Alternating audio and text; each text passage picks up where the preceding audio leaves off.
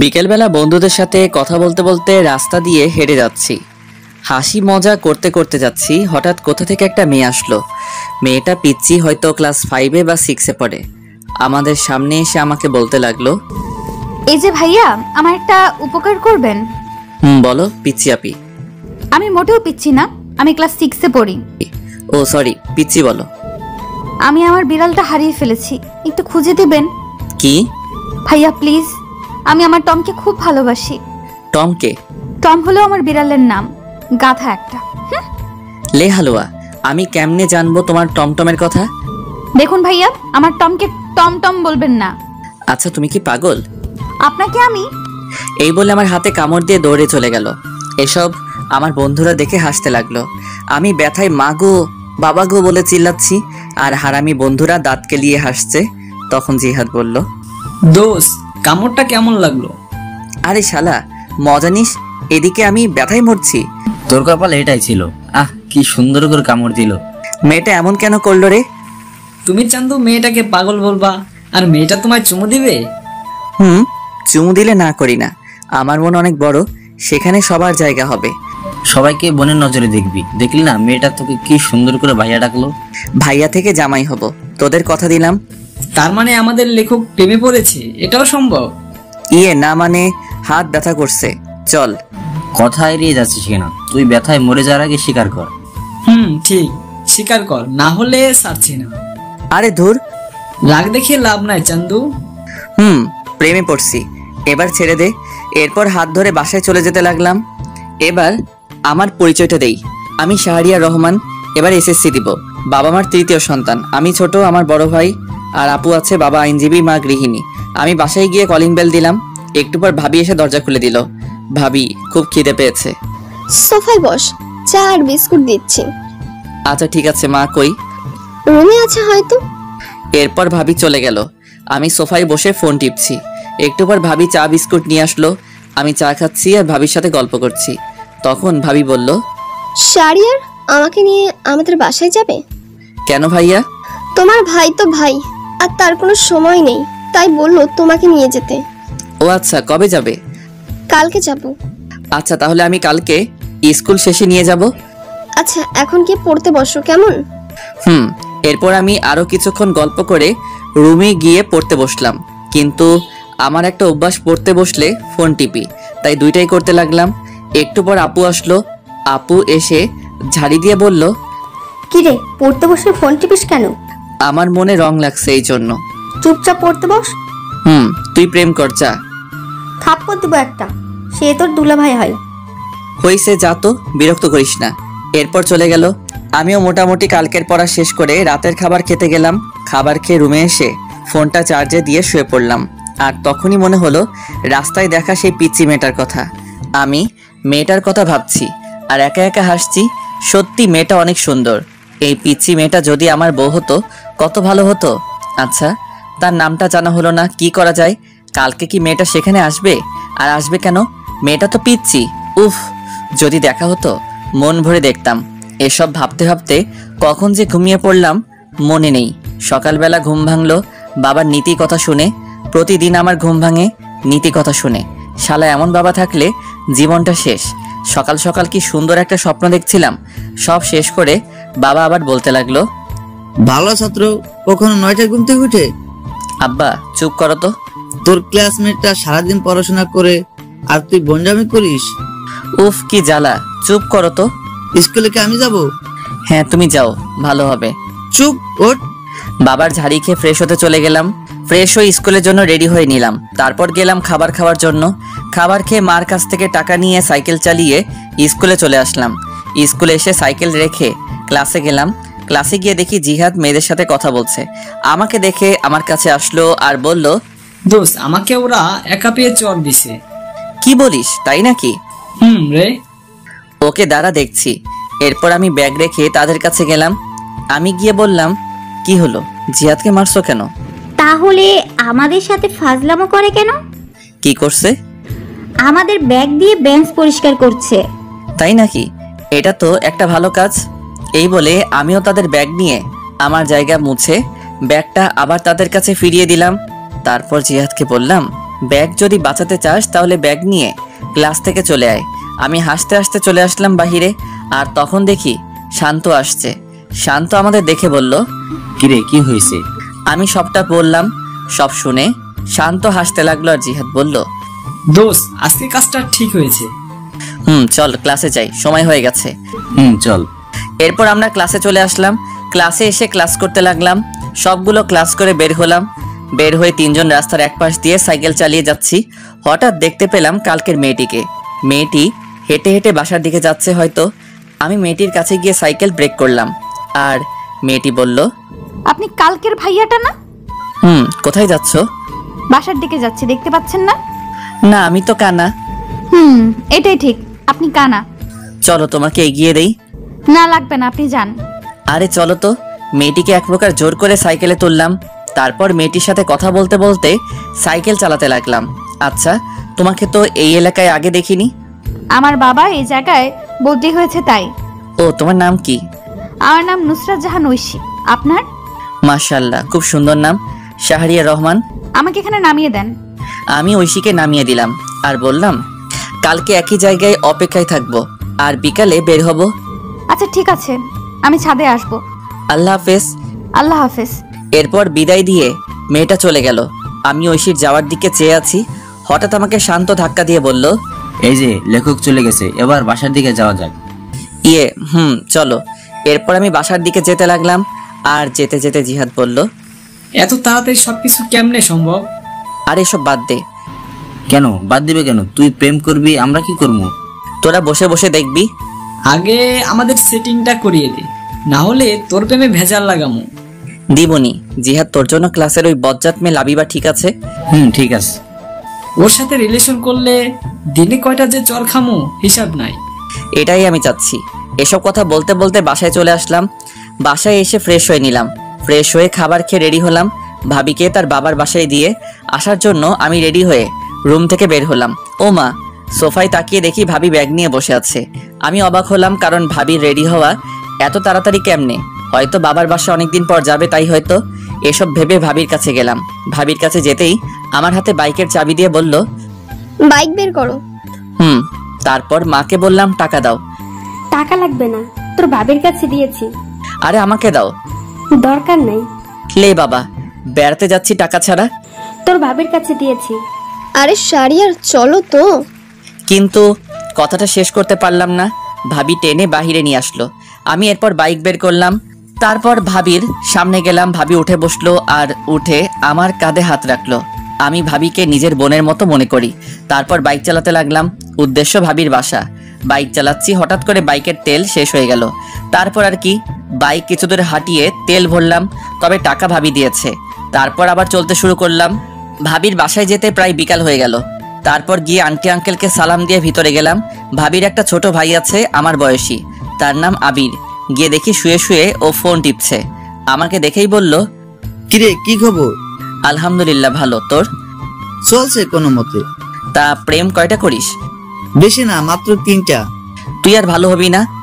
একটা মেয়ে যদি 4-5টা রিলেশন করতে পারে, আমি কেন পারবো না বল? কথায় যুক্তি আছে। এভাবে আবিরের সাথে আড্ডা দিতে লাগলাম।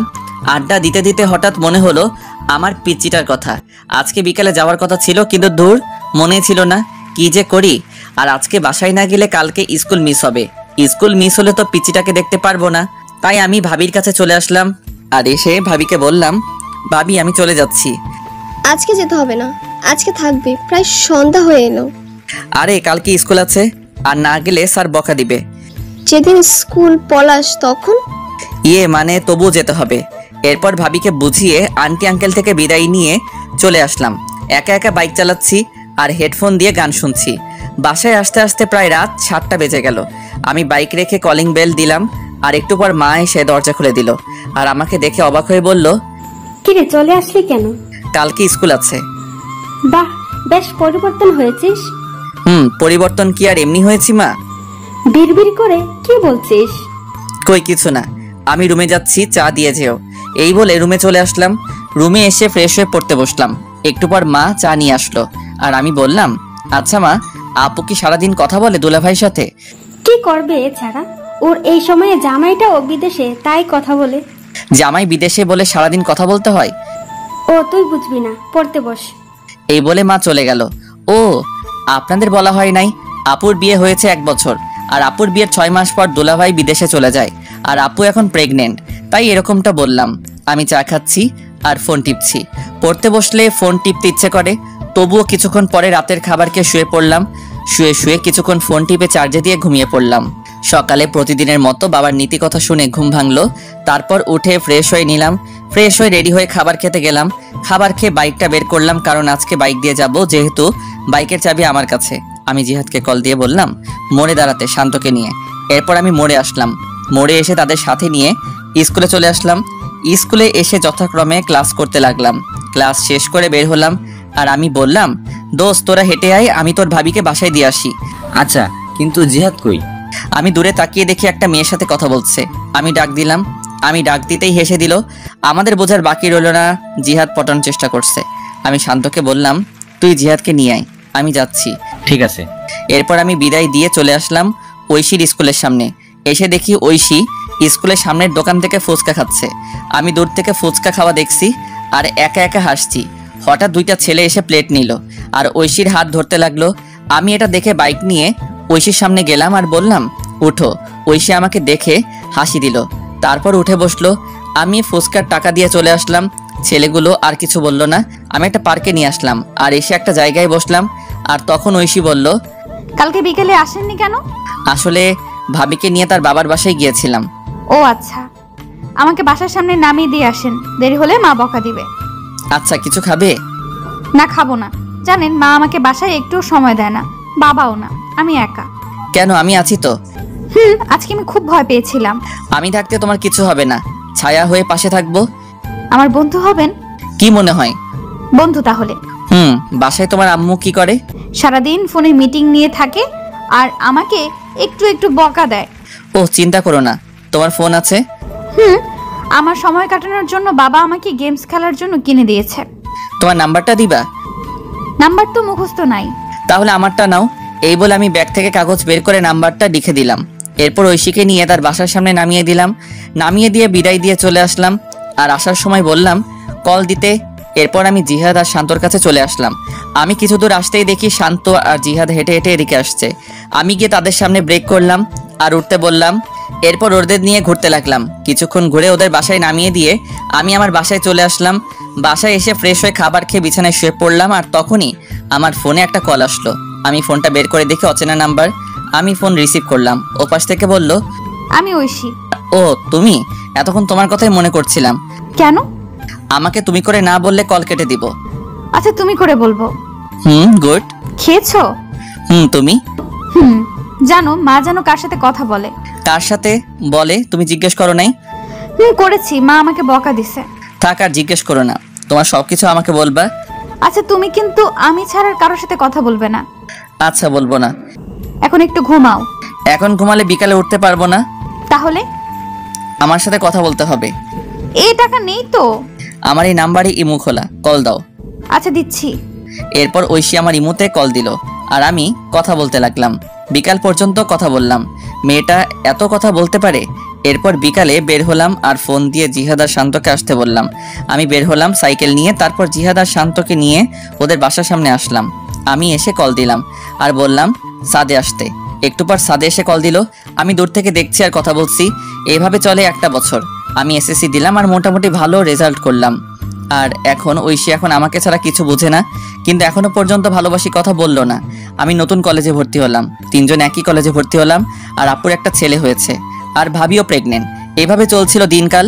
একদিন আমি ফোন রেখে কলেজে চলে গিয়েছিলাম আর সবার সাথে আড্ডা দিয়ে বিকালবেলা বাসায় ফিরলাম। বাসায় ফিরে ফোন হাতে নিয়ে দেখি 78টা মিস কল। আমি সাথে সাথে কল দিলাম আর কল দিতেই কল ধরলো। ওপাশ থেকে কান্নার আওয়াজ আসছে। আমি বুঝতে পারলাম আমার পিচিটা কান্না করছে। এই তুমি আজকে স্কুলে আসলে না কেন? তোকে আমি সকালে কল দিয়েছি, ধরিস নাই কেন? আসলে ফোন রেখে কলেজে গিয়েছিলাম তাই। তোর উপর রাগ করে স্কুলে যাইনি। সরি, এই কানে ধরছি, আর হবে না। কিন্তু ঐশী কান্না করছেই, এবারের মতো ক্ষমা করো। আজকে আমার জন্মদিন, তাই আজকে আসবা তুমি। আচ্ছা ঠিক আছে। তোমার বন্ধুদের নিয়ে আসবে। এবার হাসো। হয়েছে, পাম দিতে হবে না। পাগলি একটা। এরপর তার সাথে কথা বলা শেষ করে বিকেলবেলা বের হলাম। তারপর জিহাদ আর শান্তকে আসতে বললাম আর ওদের নিয়ে মার্কেটে আসলাম। মার্কেটে এসে একটা উপহার কিনলাম, কিনে বের হলাম। তারপর বাইক নিয়ে চলে আসলাম। আমরা বাইক পার্ক করে ভিতরে গেলাম। গিয়ে দেখি ঐশী তার বান্ধবীদের সাথে কথা বলছে।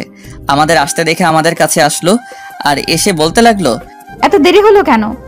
আসলে রাস্তায় অনেক জ্যাম। হয়েছে, আর বলতে হবে না, চলো ভেতরে যাই। চলো। এরপর আমরা ভিতরে গেলাম। ঐশী তার মা বাবার সাথে পরিচয় করিয়ে দিল, কিন্তু আমি ওর মায়ের সাথে কথা বলে তেমন ভালো মানুষ মনে হলো না, একটু অহংকারী। ওর বাবা অনেক ভালো মানুষ, আমাদের সাথে বেশ আড্ডা দিতে লাগলো। এইভাবে চলে গেল বেশ কিছুক্ষণ। তারপর কেক কাটা হলো। কেক কাটার পর ঐশী সবাইকে কেক খাইয়ে দিল। যখন আমার কাছে আসলো তখন কানের কাছে এসে বলল, এখন কেক খান, পরে আপনার কপালে মায়ের আছে, সকালেরটা ভুলিনি। না মানে। এরপর ঐশী আমাকে কেক খাইয়ে দিল, তারপর চলে গেল। তারপর আমরা খাওয়া দাওয়া করলাম, সবাই চলে যেতে লাগলো বিদায় দিয়ে। তাই আমরাও চলে যাওয়ার জন্য আঙ্কেলের কাছ থেকে বিদায় দিলাম। বিদায় দিয়ে ঐশীর কাছে আসলাম। ঐশীর কাছে এসে বললাম, যাচ্ছি তাহলে। তখন আমাকে একটা নীরব জায়গায় টেনে নিয়ে আসলো আর এসে আমাকে কিল ঘুষি মারতে লাগলো। আমি এসব কাণ্ড দেখে একা একা হাসছি। আর কোনো দিন যদি দেখি আমার সাথে এমন করতে। আর করব না, এবার খুশি? খুশি, সাবধানে যেও। এরপর বিদায় দিয়ে চলে আসলাম। আমি জিহাদ আর শান্তকে তাদের বাসায় নামিয়ে দিয়ে আমি আমার বাসায় চলে আসলাম। বাসায় এসে ফ্রেশ হয়ে পড়তে বসলাম। পড়ছি তখনই ঐশী কল দিল। আমি ফোনটা রিসিভ করলাম। আসসালামু আলাইকুম। ওয়ালাইকুম আসসালাম। কি করো? এই তো পড়ছি, তুমি? আমিও পড়তে বসলাম। শোনো না। বলো। আমি না একজনকে ভালোবাসি। সাথে সাথে মনটা খারাপ হয়ে গেল, হাসি মুখটা মলিন হয়ে গেল। তখন আমি বললাম, ও ভালো তো। তুমি কালকে ওই জায়গায় আসবে। কলেজ শেষ করে সময় পেলে আসবো। আসতে হবে। আর শাড়িটা কিন্তু খুব সুন্দর হয়েছে। ধন্যবাদ। কালকে স্কুলে যাব না, বুঝলে? আচ্ছা ঠিক আছে। এরপর আরো কিছু কথা বলে ফোনটা রেখে দিলাম আর বলতে লাগলাম, আমি যে তোমায় বড্ড বেশি ভালোবাসি। কেন বুঝতে পারো না? আমার চোখের সামনে অন্য কারো হাত ধরে বলবে এটা আমার ভালোবাসার মানুষ। কালকে এই দৃশ্য আমার জন্য অপেক্ষা করছে না, আমি পারবো না তোমায় ছাড়া থাকতে। এই বলে নিজের হাত কেটে ফেললাম। নিজের হাত থেকে যতটা না ব্যথা অনুভব হচ্ছে তার চেয়ে বেশি কষ্ট হয়েছিল। মনে হচ্ছিল এখনই যদি মারা যেতাম হয়তো সবকিছু ঠিক হতো, এটাই ভালো হতো। হঠাৎ মনে হলো কেউ আসছে আমার রুমে। আমি তাড়াতাড়ি করে রুম থেকে ব্যান্ডেজ নিয়ে ওয়াশরুমে চলে গেলাম। ওয়াশরুমে গিয়ে ব্যান্ডেজ করে বের হলাম। বের হতেই আমাকে মা বলতে লাগলো, কি রে, তোর হাতে কি হয়েছে? আসলে পড়ে গেছিলাম তো তাই। দেখে চলবি না, কি যে করিস। মা কিছু হবে না, তুমি যাও, আর আমি খেয়ে আসছি। খাবো না? আচ্ছা। এরপর মা চলে গেল। আমি বিছানায় শুয়ে পড়লাম। শুয়ে শুয়ে ঐশীর কথা ভাবছি। মেয়েটা কি সত্যি আমাকে ছেড়ে চলে যাবে? তাকে ছাড়া কি করে থাকবো? এসব ভাবতে ভাবতে কখন যে ঘুমিয়ে পড়লাম মনে নেই। সকালবেলা ঘুম থেকে উঠে ফ্রেশ হয়ে রেডি হয়ে নিলাম। তারপর অল্প খাবার খেয়ে কলেজে চলে আসলাম। আসলে সবকিছু করছি আগের মতো, কিন্তু ওই যে মন ভালো না থাকলে কিছু ভালো লাগে না। কলেজে গিয়ে চুপচাপ বসে আছি আর সবার সাথে হাসি মুখে কথা বলছি। এভাবে কলেজের ক্লাস শেষ করে বন্ধুদের সাথে করে নিয়ে সেই জায়গায় চলে আসলাম। আসতে অনেকটা দেরি হয়েছে। আমি এসে দেখি একটা পিচ্চি মেয়ে শাড়ি পরে বসে আছে। আমি ভালো করে দেখলাম এটা আমারই পিচ্চি। পাগলিটাকে আজ খুব সুন্দর লাগছে। কাজল কালো দুটি চোখ, পাতলা দুটি ঠোঁটে হালকা লিপস্টিক আর হাতে কাচের চুড়ি, দেখতে বউ বউ লাগছে। আমি কাছে গেলাম। আমি যেতেই আমার থেকে মুখ ঘুরিয়ে বসে পড়ল। এসব আমার বন্ধুরা দেখে হাসতে হাসতে অন্য পাশে চলে গেল। আমি ঐশীর সামনে গিয়ে বললাম, এই কলেজে ক্লাস ছিল। তোর হাতে কি হয়েছে? হাতে ব্যান্ডেজ কেন? মানে কেটে গেছে। আমার তো কাটা মনে হচ্ছে না, অন্য কিছু মনে হচ্ছে। আরে বাদ দাও, তোমার ভালোবাসার মানুষটা কই?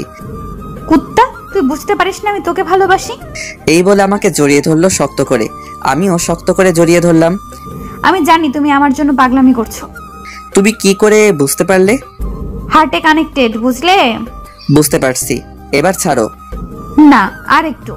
এটা পার্ক কিন্তু। তখন জিহাদ বলতে লাগলো, সবাই ফ্রিতে সিনেমা দেখছে। আমি কথাটা শুনে ছেড়ে দিলাম। আর ঐশী বলল, আমার চকলেট কই? মনে নেই, কি? যাওয়ার সময় কিনে দিব। এবার খুশি? এবার চলো একটু ঘুরবো। এরপর জিহাদ আর শান্ত চলে গেল। তাদের নাকি বাসায় কাজ আছে, আমি ঐশীকে নিয়ে বিকাল পর্যন্ত ঘুরে তাকে একটা রিকশায় তুলে দিয়ে বাসায় চলে আসলাম। বাসায় এসে আপু ঝাড়ি দিতে শুরু করলো। কলেজ কি মাত্র শেষ হলো? আড্ডা দিছি। এত আড্ডা কিসের? আমি কোনো কথা না বলে রুমে গিয়ে ফ্রেশ হয়ে নিলাম। তারপর মাকে বললাম খাবার দিতে। এরপর আমি খাবার খেয়ে ছাদে এসে ঐশীকে কল দিলাম। কল হতেই কল ধরলো। আমি ঐশীর সাথে কথা বলতে লাগলাম। এইভাবে চলছিল আমাদের দুষ্টু মিষ্টি ভালোবাসা। 2 বছর পর আমি ইন্টার পরীক্ষা দিয়ে বেকার বসে আছি, আর ওদিকে ঐশী এবার ক্লাস 9-এ উঠেছে। তাই সারাদিন ঐশীর সাথে কথা বলি। একদিন রাতে ঘুমিয়ে আছি, হঠাৎ আমার ফোনে কল আসলো। আমি ফোনটা হাতে নিয়ে দেখে ঐশী ফোন দিয়েছে। আমি ঘুম ঘুম চোখে রিসিভ করলাম। রিসিভ করতেই ওপাশ থেকে কান্নার শব্দ ভেসে আসলো। আমি কান্নার শব্দ পেয়ে বিছানা থেকে উঠে বসলাম আর বলতে লাগলাম, এই কান্না করছো কেন? আমাকে বাঁচাও, আমার মা বাবা আমাকে মেরে ফেলবে। মানে কি বলো? তুমি এখন কোথায়? আমি এখন এই জায়গায় লুকিয়ে বসে আছি, বাবা মা আমাকে খুঁজছে। আমি এখনই আসছি। এই বলে আমি ফোন কেটে দিয়ে রেডি হয়ে সাইকেল নিয়ে চলে আসলাম। এসে সেই জায়গায় আসলাম, আর আমাকে দেখে ঐশী আমার সাইকেলে উঠে বসলো আর বলতে লাগলো, তাড়াতাড়ি চলো। আমি তাড়াতাড়ি সাইকেল চালাতে লাগলাম। তখন একবার পিছনে তাকিয়ে দেখি একটা গাড়ি জোরে আমাদের দিকে আসতে লাগলো। আর তখন ঐশী বলতে লাগলো, এই তারা এসে পড়লো, তাড়াতাড়ি যাও। আমি সাইকেল জোরে চালাতে লাগলাম আর সোজা স্টেশনে আসলাম। দেখি একটা ট্রেন ছেড়ে যাচ্ছে। আমি সাইকেল থেকে নেমে ঐশীকে নিয়ে চলন্ত ট্রেনে উঠে পড়লাম। আর তাকিয়ে দেখি ঐশীর বাবা মা গাড়ি থেকে নেমে বলতে লাগলো, দেখ মেয়েটা চলে গেল, এবার সবকিছু পুলিশকে না বললেই হয়। এদিকে আমি ট্রেনে উঠে হাঁপাতে লাগলাম আর ঐশীও হাঁপাতে লাগলো। আমি ট্রেনের ভিতরে গেলাম আর একটা ফাঁকা জায়গা দেখে ঐশীকে নিয়ে বসে পড়লাম। অনেকক্ষণ চুপ থাকার পর আমি বললাম, কি হয়েছে আমাকে সব বলো। শুরু তাহলে। বাবা মা রাতের বেলায় আলোচনা করছিল। আমি তোমার সাথে কথা বলে পানি খাওয়ার জন্য টেবিলে আসলাম। তারপর পানি খেয়ে যখন বাবা মায়ের রুমের সামনে দিয়ে যাচ্ছিলাম, তখন কিছু কথা কানে আসে। কথাগুলো এমন ছিল, ওরা নাকি আমার কাকা কাকি। আমার যখন 1 বছর ছিল তখন নাকি আমার বাবা মা মারা যায় অ্যাক্সিডেন্টে। আর আমার বাবার সব সম্পত্তি আমার নামে হওয়ায় আমার কাকা কাকি আমাকে লালন পালন করছে। আর কালকে নাকি আমাকে জোর করে দলিলে সাইন করাবে, আর সাইন না করলে মেরে ফেলতে পারে। পরে আমি এসব শুনে ফোন নিয়ে আর ব্যাগ গুছিয়ে লুকিয়ে বাইরে এসে তোমাকে কল দিলাম। ও আচ্ছা, কিন্তু আমি তো কিছু নিয়ে আসি নাই, আর এখন তো তোমাকে নিয়ে চিন্তা হচ্ছে। আমার বাসা থেকে 10,000 টাকা আর কিছু আমার অলংকার নিয়ে আসছি। তার মানে আমরা পালিয়ে যাচ্ছি? যেটা মনে করো। আচ্ছা, কি আর করার। তখনই একটা লোক এসে ট্রেনের টিকিট দেখতে চাইলো, কিন্তু আমাদের কাছে তো টিকিট নেই, তাই ভাড়া দিলাম আর সাথে জরিমানাও দিলাম। এরপর লোকটা আমাদের হাতে টিকিট দিয়ে চলে গেল আর বলে গেল কেউ আসলে এটা দেখাতে। আমিও বিদায় দিলাম। আমি টিকিট দেখে দেখি এটা রাজশাহী যাওয়ার টিকিট, তার মানে আমরা রাজশাহী যাচ্ছি। তখনই ঐশী বলল, এই খুব ঘুম পাচ্ছে। ঘুমাও। ঐশী আমাকে জড়িয়ে ধরে ঘুমিয়ে পড়লো। আমিও কখন যে ঘুমিয়ে পড়লাম মনে নেই। ঘুম ভাঙলো ঐশীর ডাকে, এই আমরা চলে আসছি, ওঠো। তারপর আমরা ট্রেন থেকে নেমে কোথায় যাব কিছু বুঝতে পারছি না। আগে একটা বাসা ঠিক করা দরকার। তারপর স্টেশন থেকে বেরিয়ে এক পাশ দিয়ে হাঁটতে লাগলাম। হঠাৎ চোখ পড়লো একটা লিফলেটের উপর লেখা বাসা ভাড়া দেওয়া হবে। আমি লিফলেটের নিচে থাকা নাম্বারে কল দিলাম। কিছুক্ষণ কল হতে কল ধরলো। আসসালামু আলাইকুম। ওয়ালাইকুম আসসালাম। জি, বাসা ভাড়ার জন্য ফোন দিলাম। ও, বিবাহিত ছাড়া ভাড়া দেওয়া হয় না? জি, আমরা বিবাহিত। তাহলে এখন তো সকাল 7টা বাজে, আপনি 10টায় আসেন আর সাথে করে বিয়ের কাবিননামা নিয়ে আসবেন। জি আচ্ছা, ধন্যবাদ আপনাকে। এরপর ফোন কেটে দিলাম। ফোন কেটে দিয়ে ঐশীকে বললাম বিয়ে করা লাগবে। চলো কাজী অফিসে। আরে সাক্ষী লাগবে না, টাকা দিলে সব হয়, চলো তো। এরপর একজনকে জিজ্ঞেস করে কাজী অফিসের দিকে যেতে লাগলাম। তারপর পৌঁছে গেলাম। গিয়ে দেখি আমাদের মতো আরো এক কাপল বিয়ে করার জন্য আসছে। আমাদের দেখে ওখানের ছেলে বলল, ভাই কি বিয়ে করবেন? ভাই কেন? আপনি আমার বিয়ের সাক্ষী হয়ে যান আর আমি আপনারটা। আচ্ছা। কাজীকে বুঝতে দেবেন না আমাদের মধ্যে পরিচয় নেই, না হলে বেশি টাকা চাইবে। ওকে। এরপর আমরা ভিতরে গেলাম। ভিতরে গিয়ে একে একে বিয়েটা সেরে ফেললাম। বিয়ে শেষ করে প্রমাণস্বরূপ ফোনে পিক তুলে নিলাম। তারপর বিদায় দিয়ে আমরা আমাদের মতো চলে আসলাম। আর তখন ঐশী বলল, এই খুব খিদে পেয়েছে। আমারও খুব খিদে পেয়েছে, চলো। আমরা একটা রেস্টুরেন্টে আসলাম আর সকালে নাস্তা করে সেই লোকের দেওয়ার ঠিকানায় চলে আসলাম। আর এসে লোকটাকে আবার কল দিলাম, আঙ্কেল আমি আপনার বাসার সামনে দাঁড়িয়ে আছি। আচ্ছা দাঁড়াও, আসছি। একটু পর একটা লোক আসলো। চলো তোমাদের রুমটা দেখাই। এরপর লোকটা আমাদের রুম দেখাতে লাগলো আর বলল, ভাড়া 3000 টাকা সব মিলিয়ে। ও আচ্ছা, তা আঙ্কেল আমরা আজকে উঠবো। আচ্ছা সমস্যা নেই। আমি আঙ্কেলকে 2000 টাকা দিয়ে দিলাম। উনি বেশ খুশি হলো। তারপর আমার হাতে চাবি দিয়ে চলে গেল। আমি আর ঐশী মিলে রুমটা পরিষ্কার করতে লাগলাম। আর ঐশী বলল, এই তুমি বাজারে যাও আর এই জিনিসগুলো নিয়ে আসো। টাকা কত আছে? আছে 5000 টাকা। এগুলো তো হবে। শোনো, বাজার করবো আর রান্না করার জন্য হাঁড়ি পাতিল আর 2টা প্লেট আর বিছানার জিনিসপত্র যা যা লাগে নিয়ে আসবে। ফ্লোরে বিছানা করবা, তাহলে চৌকি টাকাটা সেভ হবে। যাও তুমি। এরপর আমি একটা কাগজে লিখে চলে আসলাম বাজারে। এসে সবকিছু কিনতে লাগলাম। আর আমার জন্য কিছু মার্কেট করলাম বাসায় পরার জন্য। ঐশীর কাপড় নিয়ে আসছে, তাই তার জন্য করতে হলো না। এসব কিনে বাসায় আসতে দুপুর হয়ে গেল। দুপুরে বাসায় এসে আমি সবকিছু গোছাতে লাগলাম আর ঐশী রান্না করতে গেল।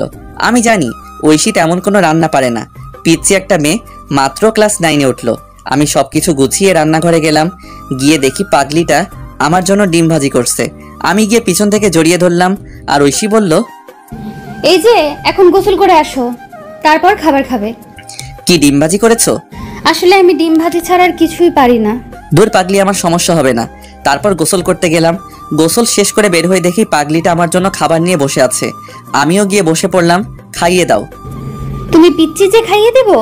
আমি পিচ্ছি, আমাকে খাইয়ে দাও। ও তাই? এরপর আমি ঐশীকে খাইয়ে দিতে লাগলাম। ঐশীও আমাকে খাইয়ে দিতে লাগলো। খাওয়া দাওয়া শেষ করে বিছানায় শুয়ে পড়লাম।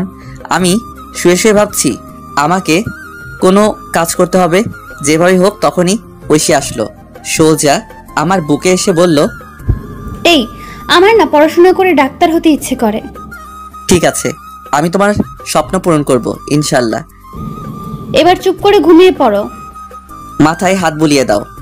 আচ্ছা, এবার তো ঘুমাও। এরপর ঐশী আমাকে মাথায় হাত বুলিয়ে দিতে লাগলো। আমি কখন যে ঘুমিয়ে পড়লাম মনে নেই। যখন ঘুম ভাঙলো তখন দেখি পাগলিটা আমাকে জড়িয়ে ধরে ঘুমিয়ে আছে।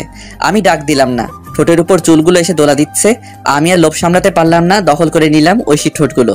একসময় ঐশীও আমাকে রেসপন্স দিতে লাগলো। আমি তার রেসপন্স পেয়ে পাগলের মতো চুমু দিতে লাগলাম।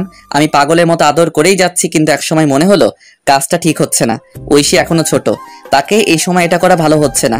আমি আদর করা বাদ দিয়ে শক্ত করে জড়িয়ে ধরলাম। আর আমার এসব অবস্থা দেখে ঐশী বলল, এই কি হলো? এটা ঠিক হচ্ছে না। কেন? আমি তোমার বিয়ে করা বউ। যদি বাচ্চা পেটে আসে তাহলে তুমি নিজেকে সামলাবে নাকি পেটের বাচ্চাকে সামলাবে? কিন্তু আমি যে চাই। আগে তুমি বড় হও সেদিন। আমি এখন যথেষ্ট বড় হয়েছি। আরো বড় হতে হবে। কলেজে উঠো তারপর। এতদিন পারবা না থাকতে? চুপ। আর একটা ওর কথা না। আমি বাইরে যাব। কেন? কালকে তোমার স্কুলে ভর্তি করতে যাব আর কাজ খুঁজতে। আমার গলার হারটা নিয়ে যাও, না হলে ভর্তি হব কিভাবে? কিন্তু এটা কি ভালো হবে? শোনো, টাকা হলে সব কিনতে পারবো। এরপর আর কি, আমি উপর থেকে উঠে রেডি হয়ে নিলাম। রেডি হয়ে এটা নিয়ে বেরিয়ে পড়লাম আর একটা দোকানে এসে এটা বিক্রি করলাম। বিক্রি করে মোট 7000 টাকা পেয়েছি। তারপর একটা স্কুলে গেলাম। স্কুল অনেক আগে ছুটি হয়েছে। দেখি অফিস রুম খোলা আছে। আমি অফিসের ভিতরে গিয়ে ভর্তির বিষয়ে কথা বললাম। তারপর হেড স্যার বললেন কালকে নিয়ে আসতে। তারপর আমি বেরিয়ে আসলাম। বেরিয়ে এসে একটা চায়ের দোকানে আসলাম। এসে চাচাকে চা দিতে বললাম। চাচা চা দিল আর তখনই একটা লোক এসে চাচাকে খারাপ ভাষায় গালি দিতে লাগলো আর চাঁদা দিতে বলল। চাচা প্রথমে না করলো, কিন্তু লোকটা শুনলো না আর লোকটা চাচাকে একটা থাপ্পড় দিল। আমি সাথে সাথে লোকটাকে মারতে লাগলাম। একসময় লোকটা দৌড়ে চলে গেল আর চাচা আমাকে বলল, বাবা তোমায় কি বলে ধন্যবাদ দিব? আরে চাচা কি বলেন, আপনি আমার বাবার মতো। বসো বাবা, তোমাকে তো এই এলাকায় আগে কখনো দেখিনি। জি, আমি এই এলাকায় নতুন। ও আচ্ছা, বসো চা খাও। আচ্ছা চাচা, কোনো কাজ আছে? বেকার বুঝি? জি চাচা, যে কোনো কাজ হলেই চলবে। তুমি তো ভালো ঘরে ছিলে, তোমাকে কি সিএনজি চালাতে বলা যায়? সমস্যা নেই চাচা, সিএনজি চালাতে পারবো। চলো তাহলে আমার সাথে। এরপর চাচা আমাকে নিয়ে একটা সিএনজি গ্যারেজে আসলো আর এসে কথা বললে আমার হাতে সিএনজি এর চাবি দিল আর একটা লোক এসে আমাকে সিএনজি চালানো শিখিয়ে দিল। এসব করতে করতে সন্ধ্যা হয়ে গেল। তাই ভাবলাম প্রথমবার একটা ভাড়া মেরে আসি। যেই ভাবা সেই কাজ। আমি বেরিয়ে পড়লাম সিএনজি নিয়ে। একটা মোড়ে এসে বসে আছি। হঠাৎ একটা মহিলা আসলো আর বলল, এ জায়গা যাবে? আমি বললাম জি ওঠেন। মহিলাটি উঠলো। আমি বললাম আমি তো তেমন চিনি না, আপনি একটু দেখিয়ে দিলে ভালো হতো। ওকে, সমস্যা নেই। এরপর মহিলাটা আমাকে রাস্তা দেখিয়ে দিল। আমি মহিলাটির জায়গায় নামিয়ে দিলাম। তারপর মহিলাটি আমাকে 100 টাকা দিল। আন্টি, আমি তো ভাড়া জানি না। আরে ভাড়া 80 টাকা, আর তুমি 100 টাকা রেখে দাও। না আন্টি, আমার কাছে 20 টাকা আছে, নিন। এই বলে আমি 20 টাকা দিয়ে চলে আসলাম। এভাবে রাত 10টা পর্যন্ত ভাড়া মারলাম। মোট 400 টাকা ভাড়া মারলাম।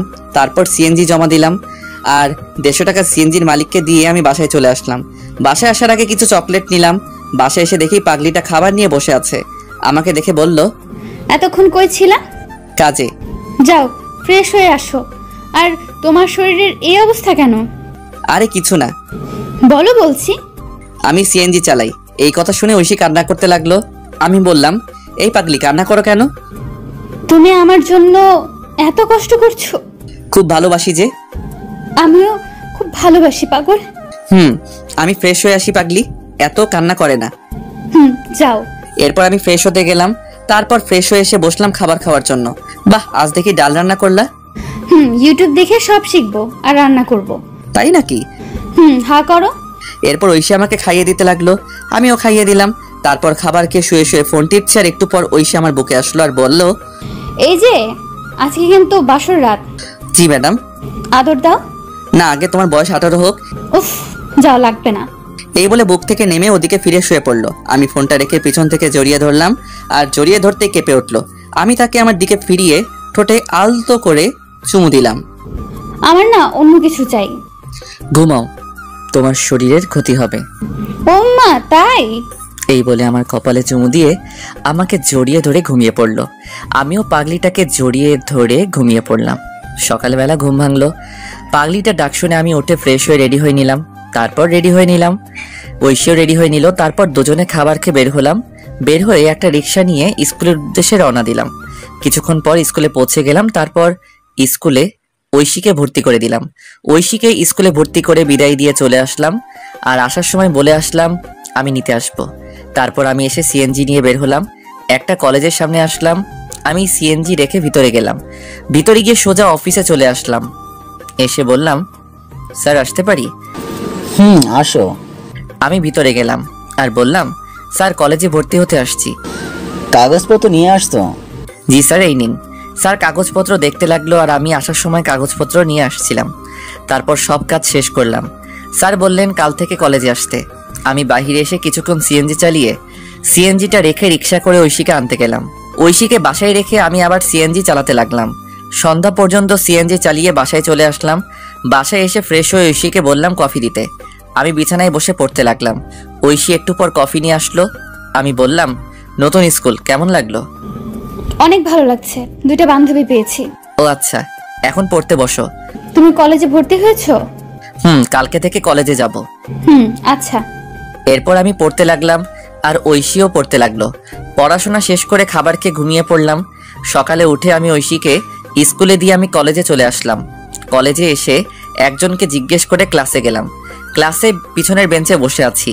হঠাৎ একটা ছেলে আসলো আর আমার সাথে বসে পড়লো, আর আমাকে বলল, হাই, আমি সাকিব, আমরা কি বন্ধু হতে পারি? হাই, আমি শাহরিয়ার রহমান। কিন্তু তোমার সাথে আমার কি মিলে? আরে বন্ধু কি পোশাক দেখে হয়? তবু আজকের যে সমাজ। আরে বাদ দাও, আজ থেকে আমরা তুমি করে বলবো। আচ্ছা। এরপর সাকিবের সাথে আড্ডা দিতে লাগলাম। একটু পর স্যার আসলেন। আমরা ক্লাস করতে লাগলাম। ক্লাস শেষ করে সাকিবকে নিয়ে বাহিরে আসলাম। আড্ডা দেই চলো। না রে, বাসায় কাজ আছে। আচ্ছা যা তাহলে। ওকে। তারপর আমি চলে আসলাম। ঐশীর স্কুলে এসে দেখি আমার জন্য বসে আছে। আমি যেতেই মুখ ঘুরিয়ে বসলো, আর আমি গিয়ে পাশে বসলাম। এই যে সরি, ক্লাসে ছিলাম। তাই বলে এত দেরি? আচ্ছা, আর হবে না, এবার চলো। ফুচকা খাবো। আচ্ছা চলো। এরপর ঐশীকে নিয়ে একটা ফুচকার দোকানে আসলাম। এসে দুজন মিলে ফুচকা খেলাম। তারপর রিক্সা নিয়ে বাসায় চলে আসলাম। বাসায় এসে ফ্রেশ হয়ে খাওয়া দাওয়া করে বের হয়ে পড়লাম। আমি এসে সিএনজি চালাতে লাগলাম।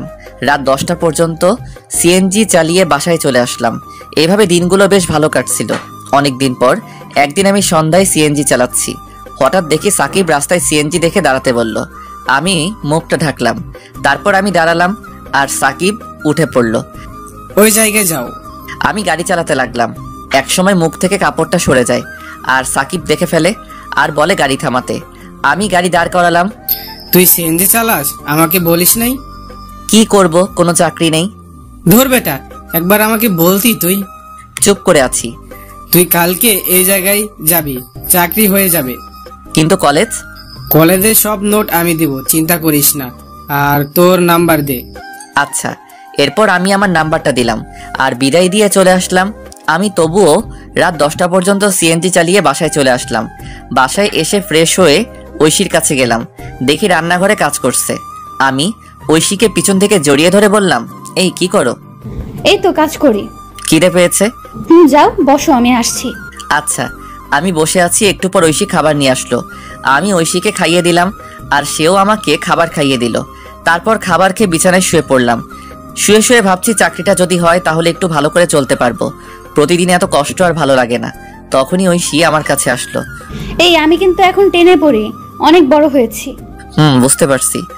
বিয়ের তো প্রায় 1 বছর হলো, এখনো কাছে পেলাম না। তোমার স্বপ্ন পূরণ করতে হলে যে একটু কষ্ট করতে হবে। লাগবে না, আমার স্বপ্ন না, তুমি ডাক্তার হবা, এটাই শেষ। আচ্ছা, আমার খুব ঘুম পেয়েছে। আমি ঐশীকে জড়িয়ে ধরে ঘুমিয়ে পড়লাম। ঐশীও ঘুমিয়ে পড়লো। সকালবেলা উঠে ফ্রেশ হয়ে রেডি হয়ে নিলাম। তারপর কাগজপত্র নিয়ে ঐশীকে স্কুলে নামিয়ে দিয়ে আমি অফিসে চলে আসলাম। আর আসার সময় বলে আসলাম চলে যেতে। আমি সাকিবের দেওয়া সেই ঠিকানায় চলে আসলাম। এসে ভিতরে গেলাম আর পিয়নকে বললাম স্যারের সাথে দেখা করব। আপনার নাম কি? শাহরিয়ার রহমান। অপেক্ষা করুন, আমি ভিতর থেকে আসছি। এরপর পিয়ন চলে গেল। একটু পর বের হয়ে আমাকে বলল ভিতরে যেতে। আমি ভিতরে গিয়ে সালাম দিলাম। উনি আমাকে বসতে বললেন। আমি বসলাম আর ফাইলটা ওনার কাছে দিলাম। উনি ফাইল নিয়ে দেখতে লাগলেন। গুড, রেজাল্ট তো ভালো। তুমি যেহেতু সাকিবের বন্ধু তাহলে সমস্যা নেই। সাকিব আমার ভাতিজা। ও আচ্ছা। চাইলে আজকে জয়েন করতে পারো। আর প্রথমে তোমার বেতন হবে 15,000 টাকা।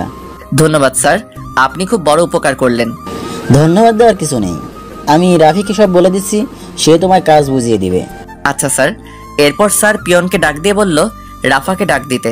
কিছুক্ষণ পর একটা মেয়ে আসলো আর তখন স্যার বলল, এই হচ্ছে শাহরিয়ার, আজকে নতুন জয়েন করলো, তুমি তাকে কাজ বুঝিয়ে দিবে। আচ্ছা স্যার। শাহরিয়ারকে ডেস্কে নিয়ে যাও আর বুঝিয়ে দাও। এরপর ফাইল নিয়ে চলে আসলাম আর মেয়েটা আমাকে একটা ডেস্কে নিয়ে আসলো। আমি বসলাম আর মেয়েটা বলল, হাই, আমি রাফা। হ্যালো, আমি শাহরিয়ার। চলুন আপনাকে কাজ বুঝিয়ে দেই। চলুন। এরপর রাফা আমাকে কাজ বুঝিয়ে দিতে লাগলো। আমি ভালো করে বুঝতে লাগলাম। এভাবে দুপুর হয়ে গেল আর রাফা বলল তার সাথে লাঞ্চ করতে, তাই তার সাথে ক্যান্টিনে খেতে গেলাম। তারপর সেখানে সবার সাথে পরিচিত হয়ে নিলাম। সবার সাথে পরিচিত হয়ে অনেক ভালো লাগলো। তারপর আবার কাজ করতে লাগলাম। কাজ করতে করতে কখন যে অফিসের টাইম শেষ হয়ে গেল বুঝতে পারলাম না। এভাবে চলতে লাগলো আমার দিনকাল। 1.5 বছর পর সকালবেলা রেডি হচ্ছি ঐশীকে কলেজে নিয়ে যাওয়ার জন্য। ও হ্যাঁ, এখন ঐশী কলেজে পড়ে। আমি সকালবেলা রিক্সা নিয়ে কলেজের উদ্দেশ্যে রওনা দিলাম। এই মন দিয়ে ক্লাস করবা। আচ্ছা, দুপুরে কি বাসায় আসবা? না, কাজ আছে অফিসে। ও আচ্ছা, রাতে তাড়াতাড়ি বাসায় ফিরবা। কথা বলতে বলতে ঐশীর কলেজে চলে আসলাম। কলেজে এসে ঐশী নেমে পড়লো। আমি ঐশীকে বিদায় দিয়ে আমার অফিসে চলে আসলাম। অফিসে এসে কাজ করছি। এখন সবাই আমাকে অফিসে এক নামে চিনে। স্যারও খুব ভালোবাসে আর পাশাপাশি পড়াশোনাও করছি। এসব করতে করতে বাড়ির কথা প্রায় ভুলেই গিয়েছিলাম, কারণ আমি জানি আমাকে কখনো বাবা মা ক্ষমা করবে না। আমিও সিম পাল্টে ফেলেছিলাম। অফিসে কাজ করছি, তখন পিয়ন আসলো আর আমাকে বলল, স্যার বলেছে লাঞ্চের পর ওনার সাথে মিটিং এ যেতে। আচ্ছা ঠিক আছে। তারপর পিয়ন মামা চলে গেল। আবার দেখি রাফা আসলো আর এসে বলল, এই যে মিস্টার। হ্যাঁ নানু। আপনার পিচ্চি বউ কেমন আছে? ভালো আছে। এবার তোর জামাইয়ের খবর কি? ভালো। বসো, চা খাও। আজকে আমার তেমন কাজ নেই। তাই নাকি? তাহলে এগুলো করতে থাকো। হালা, আমি আসলাম ফ্রি হয়ে আড্ডা দিতে আর তুই আমার হাতে ফাইল দিচ্ছিস। আরে করো না, হাজার হোক আমি তোর 2 নাম্বার জামাই। আহারে কি শখ। গো। তোর না স্যারের সাথে মিটিং এ যাওয়ার কথা? দুপুরের পর। গুড। তারপর বল, ভাতিজি কবে দেখবো? আরে সবই তো জানিস, ও এখনো পিচ্ছি। শালা, লাগতে দিমু। কলেজে পড়ে আর এখনো পিচ্ছি, তাই না? তবু যদি ক্ষতি হয়? আজকে রাতে বাসুরটা সেরে নে। আমি তো নতুন, তাই তোর বাসর ঘরে ভিডিওটা দিস, শিখতে পারবো। হালা লুচ্চা, কাজ কর। তুই আবার লজ্জা পাস? জানতাম না। ভাই মাপ চাই, কাজ কর। এরপর কাজ করতে লাগলাম, আর কাজ করতে করতে লাঞ্চের টাইম হয়ে গেল। আমি খাবার খেয়ে একটু রেস্ট নিয়ে গাড়ি বের করলাম। একটু পর স্যার আসলো, তারপর আমি যেতে লাগলাম। রাস্তাটা একটা পার্কের পাশ দিয়ে। আমি নিজের মতো করে ড্রাইভ করছি। হঠাৎ একপাশে চোখ পড়লো, দেখি ঐশী একটা ছেলের সাথে পার্কের বেঞ্চে বসে আছে। আমি এটা দেখে গাড়ি ব্রেক করলাম, আর গাড়ি ব্রেক করতেই স্যার বলে উঠলো, শাহরিয়ার কোনো সমস্যা? না স্যার।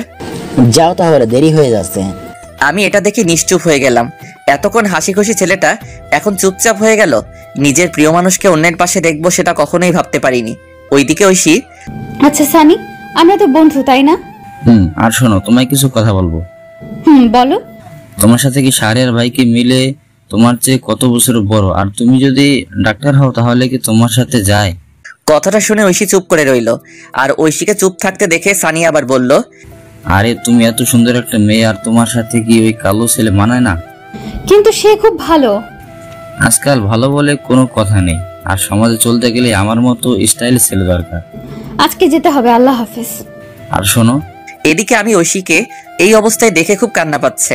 কিন্তু ওই যে একটা কথা, ছেলেদের কখনো কান্না করতে নেই। ছেলেদের চোখে কান্না মানায় না, কারণ তারা পুরুষ। যে ছেলেটা বাসায় কোনো কাজ করে না কিন্তু পরিস্থিতির শিকার হলে সবকিছু করতে পারে, হ্যাঁ এটাই ছেলে। একটা ছেলে কখনো তার ভালোবাসাকে পরিবারের জন্য ছেড়ে যায় না, কিন্তু একটা মেয়ে পরিবারের জন্য ঠিকই চলে যায়। হয়তো আপনারা বলতে পারেন ছেলেরা কি তার পরিবারকে ভালোবাসে না, কিন্তু দিন শেষে দেখবেন একটা ছেলে পরিবারকে যেমন ভালোবাসে ঠিক তেমনি প্রিয় মানুষটিকেও ভালোবাসে। যার জন্য নিজের পরিবার ছাড়লাম, সবকিছু ছেড়ে তাকে নিয়ে চলে আসলাম। আর সেই ঐশী একটা ছেলের সাথে পার্কে, না এটা কি করে মেনে নেওয়া যায়।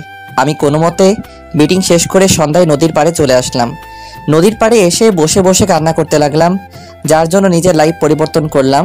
আর সে অন্য একটা ছেলের সাথে। আজ পর্যন্ত আমি তাকে বকা পর্যন্ত দেইনি, হ্যাঁ এখনো দিব না। তুমি যা চাও তাই হবে। আমি না হয় অজানা রাজ্যে হারিয়ে যাব। এসব ভাবতে ভাবতে কখন যে রাত 11টা হয়ে গেল বুঝতে পারলাম না। আমি উঠে বাসার দিকে হাঁটা দিলাম। রাস্তার এক পাশে দিয়ে হেঁটে যাচ্ছি, আনমনে আর আজকের ঘটনা মনে করছি।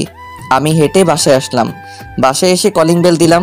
একটু পর ঐশী এসে দরজা খুলে দিল, আর আমাকে দেখে বলল, অফিস শেষ হয় বিকাল 5টায়, আর তুমি রাত 11টায় আসলে? আমি কোনো কথা না বলে ভিতরে চলে আসলাম। তারপর ফ্রেশ হয়ে নিলাম। ফ্রেশ হয়ে বিছানায় শুয়ে পড়লাম। আর তখন ঐশী আমার কাছে এসে বলল, আমি তোমাকে কিছু জিজ্ঞেস করছি, আর চলো খাবার খাবা। আমি বাইরে থেকে খেয়ে আসছি। কেন, তুমি জানো না আমি তোমায় ছাড়া খাই না? আমার শরীর খারাপ লাগছে, ঘুমাবো। আজকে তুমি এমন করছো কেন, কি হয়েছে? খুব ঘুম পাচ্ছে। আমি কম্বল জড়িয়ে ঘুমিয়ে পড়লাম। ঐশীও না খেয়ে শুয়ে পড়ল। সকালবেলা ঘুম ভাঙলো আজানের সময়। আমি উঠে পড়লাম, দেখি ঐশী এখনো ঘুমিয়ে আছে। আমি চুপচাপ ফ্রেশ হয়ে রেডি হয়ে বাইরে চলে আসলাম। বাহিরে এসে মসজিদে গিয়ে ফজরের নামাজ আদায় করে পার্কের রাস্তায় হাঁটতে লাগলাম। একা একা, এখন ভোর, তাই তেমন লোকজন নেই। আমি পার্কের রাস্তায় হেঁটে চলছি, ভালোই লাগছে পরিবেশটা, নিবিড় আর ঠান্ডা বাতাস বইছে। তখনই আমার ফোনে কল আসলো। আমি ফোনটা বের করে দেখি ঐশী কল দিয়েছে। আমি ফোনটা রিসিভ করলাম, আর তখনই ওপাশ থেকে বলতে লাগলো, আমাকে না বলে চলে গেলে কেন, আর খাবার খেয়ে গেলে না কেন? তুমি ঘুমিয়েছিলে তাই ডাকিনি, আর আমার অফিসে কাজ আছে। আমি কি করলাম বলবে একটু? আরে তুমি আবার কি করবা, আর খাবার খেয়ে কলেজে যাও। বাই, আমি বিজি আছি। আমি কল কেটে দিলাম। তারপর ফোনটা সাইলেন্ট করে পকেটে রাখলাম। খুব খিদে পেয়েছে, তাই পার্ক থেকে একটা রেস্তোরাঁয় আসলাম। এসে সকালে নাস্তা করে অফিসে চলে আসলাম। অফিসে এসে আমি ডেস্কে বসে কাজ করছি, কিন্তু কাজে মন বসছে না। কি করব, তখনই রাফা আসলো আর বলল, এই যে স্যার, মন খারাপ কেন? আরে না, স্যার বলছে আজকে তুমি আর আমি আরেকটা প্রজেক্ট নিয়ে কাজ। ও গুড। হাতের কাজগুলো শেষ কর, দুপুরের দিকে বের হব। আচ্ছা বন্ধু, তোমার যে মন খারাপ আমি বুঝতে পারছি। এখন বল কি ব্যাপার? আসলে তারপর আমি রাফাকে সব বললাম। সব শুনে রাফা ঐশীর উপর খেপে গেল। ঐশীকে মনে হচ্ছে ইচ্ছে মতো থাপ্পড় দেই। আচ্ছা যাও, আমি হাতের কাজগুলো শেষ করি। আর আমার একটা উপকার করবা? কি বল? ঐশীর সম্পত্তি ফিরিয়ে দিতে হবে। আচ্ছা, তোর দুলাভাইকে বলবো, তুই চিন্তা করিস না। ধন্যবাদ। আর এই নে সেই বাড়ির কাগজপত্র। আমি কিছু কাগজপত্র আগে তুলে রেখেছিলাম, এবার বাকিটা তোর জামাই করবে। ঠিক আছে। আর শোন, 2 দিনের মধ্যে কাজটা করতে বলবি প্লিজ, কারণ এই তারিখ ঐশীর জন্মদিন। আমি চাই এই দিনে উপহার দিতে। আচ্ছা ঠিক আছে, এবার কাজ কর। এরপর রাফা চলে গেল। ও আপনাদের বলা হয়নি রাফার হাজবেন্ড পুলিশ, তাই কাজটা করতে বেশি সমস্যা হবে না। আমি কাজ করতে লাগলাম। কাজ করতে করতে দুপুর হয়ে গেল। তারপর ক্যান্টিন থেকে কিছু খেয়ে অফিসের গাড়ি নিয়ে বের হলাম আমি আর রাফা। আমি গাড়ি ড্রাইভ করছি আর তখন রাফা বলল, দোস্ত ঐশীর কলেজের সামনে দিয়ে যা। কেন? অনেকদিন দেখি না, যা। কিন্তু ভাই প্লিজ। এরপর আমি গাড়িটা কলেজের সামনে দিয়ে নিয়ে যেতে লাগলাম। তারপর আমরা যেতেই দেখি কলেজ ছুটি হয়েছে। আমি গাড়িটা একটু দূরে দাঁড় করালাম। আমি আর রাফা গাড়িতে বসে আছি। হঠাৎ দেখি ঐশী কালকে সেই ছেলেটার সাথে হেসে হেসে কথা বলে যাচ্ছে। মনে হয় পার্কের দিকে যাচ্ছে। আমি রাফার দিকে তাকালাম, দেখি মাথা নিচু করে আছে আর আমাকে বলল, দোস্ত আমি বুঝতে পারিনি রে। আরে ধুর, বাদ দে। চল, আমাদের দেরি হয়ে যাচ্ছে, এই বিষয় নিয়ে পরে কথা বলবো। এরপর আমি আমাদের কাজের উদ্দেশ্যে যেতে লাগলাম। ওদিকে ঐশী আর সানি হেঁটে হেঁটে পার্কে চলে গেল। পার্কে তারা একটা জায়গায় বসলো। আর তখন সানি বলল, একটা কথা বলবো। বলো। আমি তোমায় খুব ভালোবাসি। কিন্তু এটা হয় না। তুমি আমার কাছে চলে আসো। আর সাহারা মনে হয়তো বাবার সম্পত্তির জন্য এমন করেছে। না, কিন্তু চলো দুজন মিলে শুরু থেকে শুরু করি। আমাকে সময় দাও কয়েকদিন। আচ্ছা শোনো, আমি তোমাদের জন্য ডিভোর্স লেটার তৈরি করব। আমার কাকা উকিল। এত তাড়াতাড়ি না, আমি বললে তারপর। আচ্ছা চলো, তোমাকে এগিয়ে দিয়ে আসি। না লাগবে না, আমি রিক্সা নিয়ে চলে যাব। ঠিক আছে। এদিকে আমি মিটিংয়ে বসলাম। মিটিং শেষ হলো বিকালে। তারপর আরো কিছু কাজ করে সন্ধ্যাবেলায় অফিসে আসলাম। তারপর কাগজগুলো রেখে স্যারের রুমে গেলাম। স্যার আসবো? আসো, তোমার জন্য অপেক্ষা করছি। আমি গিয়ে ফাইল জমা দিলাম আর স্যার দেখতে লাগলো। কিছুক্ষণ পর স্যার বলল, গুড, তোমার জন্য আমাদের কোম্পানি কাজটা পেয়েছে। স্যার এই কোম্পানির আরেকটা শাখা আছে না? আছে, এটা তো রাঙামাটি। কেন? স্যার আমাকে ট্রান্সফার করে দিন রাঙামাটি প্লিজ। কিন্তু কেন? স্যার এমনি, ওখানে একা থাকতে চাই, প্লিজ স্যার। আচ্ছা ঠিক আছে, আমি তোমাকে এই অফিসের ম্যানেজার হিসেবে পাঠাচ্ছি। আর ওখানে একটা লোক দরকার। স্যার সাকিব কবে দেশে আসবে? আরও নাকি 2 বছর থাকবে। ও আচ্ছা স্যার, আমি 2 দিন পর যাব, আপনি ব্যবস্থা করে দিন। আচ্ছা, তোমার ম্যাডাম কিন্তু যেতে বলেছে, সবসময় তোমার কথাই বলে। স্যার যাওয়ার আগে দেখা করে যাব, চলুন বাসার দিকে যাই। চলো। এরপর স্যারকে নিয়ে বাসার উদ্দেশ্যে রওনা দিলাম। ড্রাইভার আমাকে আমার বাসার সামনে নামিয়ে দিয়ে স্যারকে নিয়ে চলে গেল। আমিও চলে আসলাম বাসায়। বাসায় এসে কলিং বেল দিলাম। একটু পর ঐশী এসে দরজা খুলে দিল। আমি কোনো কথা না বলে ফ্রেশ হতে চলে গেলাম। আমি ফ্রেশ হয়ে এসে দেখি ঐশী দাঁড়িয়ে আছে। তাকিয়ে দেখি প্রচুর রেগে আছে। কিন্তু আজ কেন জানি ওর রাগ আমার কাছে ভালো লাগছে না। আগে থাকলে হয়তো আমি রাগ ভাঙাতাম। আমি শুয়ে পড়লাম আর ঐশী এসে বলল, কি হয়েছে? কিছু না। আমার ভুলটা কোথায়? আরে তুমি কেন ভুল করবা? তাহলে আগের মতো আদর করো না কেন? আর খাবার খাও না কেন? আচ্ছা খাবার দাও। আসো। তারপর ঐশী খাবার দিল। আমি উঠে বসলাম আর খাবার খেতে লাগলাম। অল্প খাবার খেয়ে শুয়ে পড়লাম আর তখন বলল, আমাকে একবার বললে না আমি খেয়েছি কিনা? সরি, মনে ছিল না। আমার খুব ঘুম পাচ্ছে, ঘুমাবো। ঐশী কান্না করছে। আমি মনে মনে বলতে লাগলাম, কেন এই মিথ্যে নাটক করছো? সরাসরি বলে দিলেই তো পারো। আমি আর তোমাকে বেশি দিন জ্বালাবো না। তোমার জন্মদিনের শ্রেষ্ঠ উপহার আমি দিব, যেটা তুমি চাচ্ছ, তবে সারা জীবন দূর থেকে ভালোবাসবো। এসব ভাবতে ভাবতে ঘুমিয়ে পড়লাম। আর মাঝরাতে ঘুম ভেঙে গেল। পাশে দেখি ঐশী ফোন টিপছে। আমি হালকা উকি দিয়ে দেখি কারোর সাথে চ্যাট করছে। আমার তখন মনে হচ্ছিল আমি একটা অপদার্থ। নিজের বউ অন্য কারোর সাথে চ্যাটিং করছে, এর চেয়ে কষ্ট আর কি হতে পারে। আমি চুপচাপ কান্না করতে লাগলাম। নিজের সবটা দিয়ে ঐশীকে ভালোবেসেছিলাম, কিন্তু ঐশী এতটা নিচে নামতে পারে আমি কখনো কল্পনা করতে পারিনি। কি দোষ আমার? আমি তো ভালোবেসেছিলাম। সেই রাতে আর ঘুম হলো না। রাত প্রায় 4টার দিকে ঐশী ঘুমিয়েছে, আমি ঘুমাইনি। আমি ফজরের আজানের সময় উঠে চুপচাপ রেডি হয়ে নিলাম। তারপর রেডি হয়ে বাসা থেকে বের হয়ে নামাজ পড়ে পার্কে কিছুক্ষণ হাঁটাহাঁটি করে সকালে নাস্তা করে অফিসে চলে আসলাম।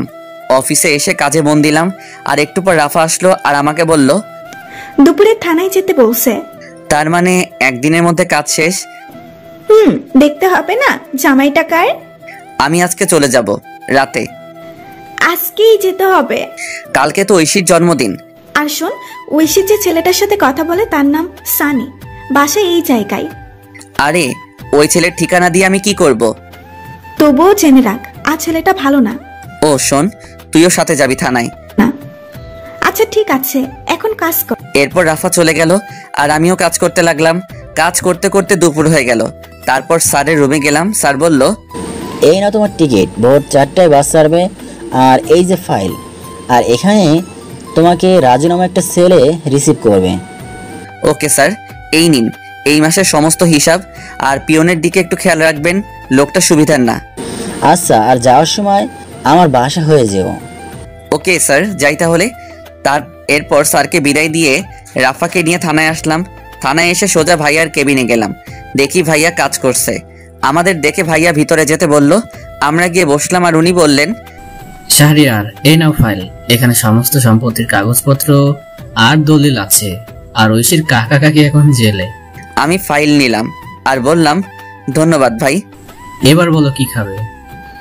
আজকে বাসায় চলো, তোমার খবর আছে। আমি কি করলাম? তখনই রাফা চলে গেল। আমি বললাম, ভাই রেগে আছে কেন? কালকে বাসায় যায়নি। ও আচ্ছা, আর ভাই আজকে রাঙামাটি যাচ্ছি। ও আচ্ছা, আর খুব তাড়াতাড়ি যাচ্ছে হবা। তাই নাকি? এই রাফাকে বলবে না, আমি গিয়ে সারপ্রাইজ দিব। ওকে তাহলে যাচ্ছি, আর দোয়া চাই। ওকে, আল্লাহ হাফেজ। এরপর বিদায় নিয়ে চলে আসলাম। আমি আর রাফা অফিসে আসলাম। অফিসে এসে কাজ করতে লাগলাম আর মোটামুটি সবার কাছ থেকে বিদায় নিলাম। এভাবে অফিস টাইম শেষ হলো। আমি স্যারের সাথে আরও কিছু কথা বলে বাসার দিকে যেতে লাগলাম। যাওয়ার সময় একটা গোলাপ কিনলাম। বাসায় যেতে প্রায় সন্ধ্যা হয়ে গেল। আমি গিয়ে কলিং বেল দিলাম। তারপর ঐশী এসে দরজা খুলে দিল। আমি গোলাপটা আগেই লুকিয়ে রেখেছি। আমি চুপচাপ ভিতরে চলে গেলাম। ভিতরে গিয়ে ফাইলটা আলমারিতে রেখে ফ্রেশ হতে চলে গেলাম। ফ্রেশ হয়ে এসে দেখি আজকে আর তেমন কোনো কথা বলছে না। হয়তো এতক্ষণ এই ছেলের সাথে কথা বলছিল, আর আমি এসে বিরক্ত করলাম। আমি ভাবলাম এখন বাসায় কি করব, তাই ভাবলাম বাহির থেকে হেঁটে আসি। যেই ভাবা সেই কাজ। আমি বাহিরে চলে আসলাম। আমি চাচার দোকানে আসলাম। এসে চাচাকে চা দিতে বললাম আর চাচার সাথে গল্প করতে লাগলাম। আর তখনই আমার ফোনে কল আসলো। আমি ফোনটা বের করে দেখি সাকিব ফোন দিয়েছে। আমি কলটা রিসিভ করলাম। কি অবস্থা? শালা, একদিন আমাকে ফোন দিয়েছিস? আরে অনেক বিজি থাকতে হয়। শুনলাম রাঙামাটি যাচ্ছিস। রে, কি হয়েছে বলতো? বাদ দে না, কি দরকার? আমাকে বন্ধু ভাবলে বল। শোন তাহলে। এরপর আমি আমার সাথে ঘটে যাওয়া সবকিছু সাকিবকে বললাম। সব শুনে সাকিব বলল, দোস্ত, তোকে সান্ত্বনা কিভাবে দিব, আমার ভাষা নেই। বাদ দে। আর দেশে আসবি কবে? আরো 2 বছর পর। ও আচ্ছা। এরপর সাকিবের সাথে আরো কথা বলে ফোন কেটে দিলাম। আর চাচার সাথে কথা বলতে বলতে রাত 10টা বেজে গেল। আমি চাচাকে বিদায় দিয়ে বাসার দিকে যেতে লাগলাম। আমি রাস্তা দিয়ে হেঁটে যাচ্ছি আর তখন দেখি কিছু ছেলে একটা ছেলেকে মারছে। আমি তাদের কাছে গেলাম। আমি কাছে গিয়ে দেখি এটা সানি, যে ঐশীর সাথে কথা বলে। আমি পিছন ফিরলাম আর মনে হলো আজকে যদি আমার ভাইকে মারতো তাহলে কি আমি চলে যেতে পারতাম? না, ছেলেটাকে বাঁচাতে হবে। এই বলে আমি অন্য ছেলেদের মারতে লাগলাম। একসময় ছেলেগুলো দৌড়ে চলে গেল আর আমি পাশে তাকিয়ে দেখি সানি দাঁড়িয়ে আছে।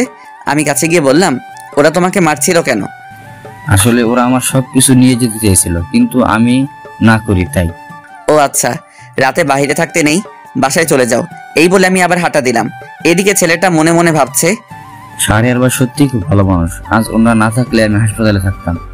এসব ভেবে চলে গেল বাসায়। আমি বাসায় এসে কলিং বেল দিলাম, কিন্তু আজ ঐশী একটু দেরিতে দরজা খুললো আর হাতে দেখি ফোন স্ক্রিন অন করা। আমি আর না তাকিয়ে বিছানায় শুয়ে পড়লাম। আর তখন আমায় বলল, খাবার খাবে না? না। আগে বললে কি হতো, তাহলে রান্না করতাম না। সরি। ভালো লাগে না নাটক। চুপ করে রইলাম। আমি একসময় ঘুমিয়ে পড়লাম। আর যখন ঘুম ভাঙলো তখন দেখি রাত 3টা বাজে। আমি পাশে তাকিয়ে দেখি ঐশী ঘুমিয়ে আছে। আমি ঐশীর ফোনটা হাতে নিলাম আর চেক করলাম, কিন্তু পাসওয়ার্ড দেওয়া আগে তো আমার নাম ছিল, তাই আমার নাম দিলাম, কিন্তু পাসওয়ার্ড ভুল দেখাচ্ছে। আমার আবার মনে হলো সানির নাম দেওয়ার জন্য। আমি সানির নাম দিলাম, দেখি লক খুলছে। ফোনে লক খুলতেই আমি অবাক, কারণ ওয়ালপেপারে সানির পিক। আমার ইচ্ছে করছে ফোনটা ভেঙে ফেলতে। নিজের ভালোবাসার মানুষের ফোনে অন্যের পিক, তাও আবার ওয়ালপেপারে। আর পাসওয়ার্ড, বাহ কি সুন্দর। আমি চ্যাটিং চেক করলাম, দেখি রাত 1:34 পর্যন্ত কথা হয়েছে। আমি ফোনটা রেখে দিলাম। তারপর টেবিলে বসলাম আর একটা কাগজ নিলাম আর লিখতে লাগলাম, পাগলি, তুই যখন এই চিরকুটটা পড়বে তখন আমি অনেক দূরে থাকবো। তোমাকে অনেক ভালোবেসেছিলাম, নিজের সবটা উজাড় করে দিয়েছিলাম, কিন্তু যেদিন দেখলাম তুমি অন্য কারোর সাথে পার্কে বসে আড্ডা দিচ্ছ, তখন মনে হয়েছিল আত্মহত্যা করি, কিন্তু কেন করিনি জানো? ওই যে মহাপাপ, এর জন্য বেঁচে আছি, এত ভালোবাসি তবুও বুঝলে না। আর হ্যাঁ, আমি তো তোমার যোগ্য না, আমার চেহারা খারাপ, আর আমি তোমার থেকে অনেক বছরের বড়, তোমার সাথে আমার মিলে না। কিন্তু তুমি যদি প্রথমে না করতে তাহলে এত কষ্ট হতো না। আমি ভুল ছিলাম। তোমার বাবার সম্পত্তি তোমায় ফিরিয়ে দিলাম, ফাইলে সব আছে, পারলে সেখানে চলে যেও। আর সানি ভালো ছেলে, তার সাথে নতুন জীবন শুরু করো। দোয়া করি তোমাকে ডিভোর্স দিতে পারবো না, তবে এটা ভেবো না আমি কোনোদিন স্ত্রীর অধিকার নিয়ে সামনে আসবো না। আমি তো ভুলেই গিয়েছিলাম, তুমি তো এখন আর পিচ্চি বউ নেই, তুমি এখন অনেক বড় হয়ে গেছো। ইচ্ছে করছিল শেষবার জড়িয়ে ধরতে, কিন্তু অধিকারটা আর নেই। পাগলি রে, খুব ভালোবাসতাম তোকে, নিজের খেয়াল নিও আর সানিকে কষ্ট দিও না। ছেলেটার বয়স অল্প, হয়তো সামলাতে পারবে না। চলে গেলাম বহুদূরে, এখানে তুমি নামক কেউ থাকবে না, আর নিজের স্বপ্ন পূরণ করবা। আর লিখতে পারছি না, ভিতরটা ফেটে যাচ্ছে। তুমি আমার আদরের পিচ্চি বউ হিসেবে থাকবে। আল্লাহ হাফেজ, ইতি পাগল। আমি চিরকুট লিখে চোখ মুছে ব্যাগ গুছিয়ে নিলাম, আর আমি রেডি হয়ে আলমারি থেকে ফাইলটা বের করে চিরকুটটা পাশে রাখলাম, আর গোলাপটা চিরকুটের উপর রেখে একবার ঐশীর দিকে তাকালাম। দেখি বাচ্চাদের মতো ঘুমিয়ে আছে, দেখতে খুব সুন্দর লাগছে। মনে হচ্ছে কপালে একটা ভালোবাসার পরশ এঁকে দেই, কিন্তু না, সব ইচ্ছে কি আর পূরণ হয়? আমি বেরিয়ে আসলাম। আমি ফোন বের করে দেখি 3:45 বাজে। আমি তাড়াতাড়ি করে ব্যাগ নিয়ে হাঁটা দিলাম। তারপর বাস স্টেশনে এসে বাসে উঠলাম। তারপর ফোন থেকে সিমটা খুলে ভেঙে দিলাম। ফোনটা পকেটে রেখে বাহিরের দিকে তাকিয়ে আছি আর নিঃশব্দে কাঁদছি। বাস তার আপন গতিতে চলতে লাগলো। এভাবে কান্না করতে করতে কখন যে ঘুমিয়ে পড়লাম মনে নেই। ওদিকে ঐশী ঘুম থেকে উঠে দেখে আমি শাহরিয়ার পাশে নেই। তারপর উঠে টেবিলের কাছে গিয়ে দেখি চিরকুটের উপর গোলাপ রাখা। ঐশী কৌতূহল হলো, তাই চিরকুটটা পড়তে শুরু করলো। চিরকুটটা পড়া শেষ করে নিশ্চুপ হয়ে গেল আর কান্না করতে লাগলো। আর বলতে লাগলো, আমাকে মাফ করে দাও, আমি বুঝতে পারিনি। এই কথা বলে চিরকুট বুকে জড়িয়ে বসে কান্না করতে লাগলো। আর তখনই তার ফোনে কল আসে। দেখে সানি কল দিয়েছে। ঐশী ফোনটা অফ করে দিল আর কান্না করতে লাগলো। এইভাবে অনেকক্ষণ সময় চলে গেল। ঐশী ভাবলো শাহরিয়ারের অফিসে যাবে, সেখানে কোনো খবর থাকবে। হয়তো ঐশী তাড়াতাড়ি করে রেডি হয়ে অফিসে চলে গেল। আর যেতেই রাফার কাছে গেল, কারণ ঐশী আগে থেকে চিন্তা। গিয়ে দেখে রাফা কাজ করছে। ঐশী বলল, রাফা আসবো? আরে ঐশী, আসো বসো। ঐশীকে বসলো আর বলতে লাগলো, আপু শাহরিয়ারের কোনো খোঁজ জানেন? যেই ছেলেটা তোমার জন্য বাড়ির ছেলে তোমার হাত ধরে চলে আসছে আর সারাদিন কষ্ট করে তোমাকে সুখে রাখতে চাইছে, আর সেই তুমি এতটা নিচে নামতে পারলে? কান্না করছে। পবিত্র ভালোবাসা ছিল শাহরিয়ারের। ওর মতো স্বামী থাকতেও তোমার অন্যজনের সাথে। শাহরিয়ার তো তোমাকে মুক্ত করে দিয়ে গেছে, তুমি সানির সাথে ভালো থাকো। আপু আপনার পায়ে ধরি প্লিজ, ও কোথায়? এই বলে ঐশী রাফার পা জড়িয়ে ধরলো। এইসব করে লাভ নাই, আমি জানি না কোথায় গেছে, আমি সামান্য এই বলে ফাইল নিয়ে স্যারের রুমে চলে গেল। ঐশী উঠে বাসার দিকে যেতে লাগলো। ঐশী রিক্সা দিয়ে যাচ্ছে আর কান্না করছে। হঠাৎ রাস্তায় দেখতে পায় সানিকে। সানিও তাকে দেখে সামনে আসলো। রিক্সাওয়ালা দাঁড়ালো। সানি বলল, কি হলো, আমার সাথে কথা বলো না কেন? রিক্সা কেন আটকালেন? আগে বলো। আমার ভালো লাগে না। এতদিন আমার সাথে কথা বলে আর এখন এসব কথা? ঐশী ঠাস করে সবার সামনে জুতা খুলে সানিকে চড় দিল। আর ঐশী বাসায় গেল। আর ঐশী বাসায় গিয়ে কান্না করতে লাগলো। এদিকে আমার ঘুম ভাঙলো জোরে ঝাঁকুনির কারণে। আমি উঠে দেখি সবাই বাস থেকে নামছে। আমি পাশে সাইনবোর্ড দেখলাম, দেখে আমি চলে আসছি রাঙামাটি। আমি ব্যাগ নিয়ে বাস থেকে নামলাম। নেমে একটা ফাঁকা জায়গায় এসে স্যারের দেওয়া সেই ছেলেকে কল দিলাম। কল দিতেই সাথে সাথে কল ধরলো আর বলতে লাগলো, ভাই আপনি কোথায়? আমি তো বাসের সামনে। আমি বাসের পিছনে আছি, তুমি এদিকে আসো। তারপর একটা ছেলে আসলো আর আমাকে বলল, আপনি শাহরিয়ার রহমান? তুমি রাজু? ভাই চলেন। এরপর আমি ছেলেটার সাথে যেতে লাগলাম। একটু পর একটা গাড়িতে উঠলাম। রাজু গাড়ি চালাচ্ছে, আমি চুপচাপ বসে আছি। আমার শুধু ঐশীর কথা মনে পড়ছে। মেয়েটা এখন কি করছে কে জানে, ঠিক মতো খাওয়া দাওয়া করছে তো, এসব ভাবছি। আর তখন রাজু বলে উঠল, ভাই নামেন, চলে আসছি। ও আচ্ছা। আমি নেমে পড়লাম, দেখি একটা বাসা। তারপর রাজু আবার বলে উঠল, ভাই বাসা পছন্দ হয়েছে? আরে একা থাকবো তা আর পছন্দের কি, চলেন ভিতরে যাই। এরপর আমি রাজুর সাথে ভিতরে গেলাম। ভিতরে গিয়ে সব দেখতে লাগলাম। বাসাটা ভালো, সবকিছুই আছে। এরপর রাজু বলল, ভাই তাহলে আজকে যাচ্ছি। কিন্তু রান্না করার জন্য কে থাকবে? সরি ভাই, নিজে করতে হবে। আচ্ছা সমস্যা নেই, তাহলে যাচ্ছি। তাহলে আর এই নিন গাড়ির চাবি। আমার গাড়ি লাগবে না, অফিসের গাড়ি অফিসের থাক। তবুও ভাই আমি অফিসের ম্যানেজার। আমার গাড়ি চালাতে ভালো লাগে না, তাছাড়া এই ভাঙা গাড়ি তো না। ও আচ্ছা, আমি বাইক কিনবো ভাবছি। আচ্ছা যাই তাহলে। এরপর রাজু চলে গেল। আমি ব্যাগ রেখে ফ্রেশ হয়ে নিলাম। তারপর রেডি হলাম বাইরে যাওয়ার জন্য। আর সন্ধ্যা হয়ে গেছে, তাই ভাবলাম রাতের খাবার খেয়ে আসি। আমি রেডি হয়ে হাঁটতে হাঁটতে কাছাকাছি একটা বাজারে আসলাম। বাজারে এসে নতুন সিম নিলাম। তারপর একটা হোটেল থেকে এক প্যাকেট বিরিয়ানি নিয়ে বাসার উদ্দেশ্যে রওনা দিলাম। হেঁটে হেঁটে যাচ্ছি, কারণ সন্ধ্যার প্রকৃতি খুব সুন্দর, তাও আবার রাঙামাটি, চারদিকে সবুজ আর সবুজ, আর ছোট আঁকাবাঁকা রাস্তা। হেঁটে যেতে ভালোই লাগছে। আমি আসার সময় সিমটা ফোনে ভরলাম আর ফেসবুক ডিঅ্যাক্টিভেট করে দিলাম। আর গ্যালারি চেক করে দেখি ঐশীর একটা পিক রয়েছে। আমি তো সব পিক বাসে ডিলিট করছিলাম, হয়তো এটা ভুল করে রয়ে গেছে। আমি পিকটার দিকে তাকিয়ে হাঁটতে লাগলাম। পিকটা দেখে ঐশীর ওইসব ঘটনা মনে পড়ে গেল, আর পিকটা ডিলিট করে দিলাম। আর বলতে লাগলাম, পাগলি রে, একদিন পাগলের মতো খুঁজবি, তখন বুঝতে পারবি কি ছিলাম তোর জীবনে। কিন্তু সেদিন আমার এই ভালোবাসাটা নাও থাকতে পারে। এইসব ভাবতে ভাবতে বাসায় চলে আসলাম। বাসায় এসে ফ্রেশ হয়ে খাবার খেয়ে নিলাম। খাবার খাওয়ার সময় ঐশীর কথা মনে হচ্ছে, কারণ ঐশী যে আমাকে খাইয়ে দিত। তবু কষ্ট করে খেয়ে শুয়ে পড়লাম। শরীর ক্লান্ত থাকায় চোখ বন্ধ করতেই ঘুমিয়ে পড়লাম। সকালবেলা ঘুম থেকে উঠে ফ্রেশ হয়ে রেডি হয়ে নিলাম, তারপর অফিসে যেতে লাগলাম। রাস্তায় তেমন গাড়ি নেই, আমি হেঁটে হেঁটে যাচ্ছি। কিছুক্ষণ হাঁটার পর দেখি একটা অটো আসছে, আমি অটোতে উঠে পড়লাম। তারপর অফিসে চলে আসলাম। অফিসে আসতেই সবাই আমাকে অভিনন্দন জানালো। আমি সবার সাথে কৌশল বিনিময় শেষে কেবিনে গেলাম। কেবিনে গিয়ে বসতেই রাজু আসলো আর বলল, স্যার আসবো? আসো, আর আমাকে ভাইয়া রাখবে।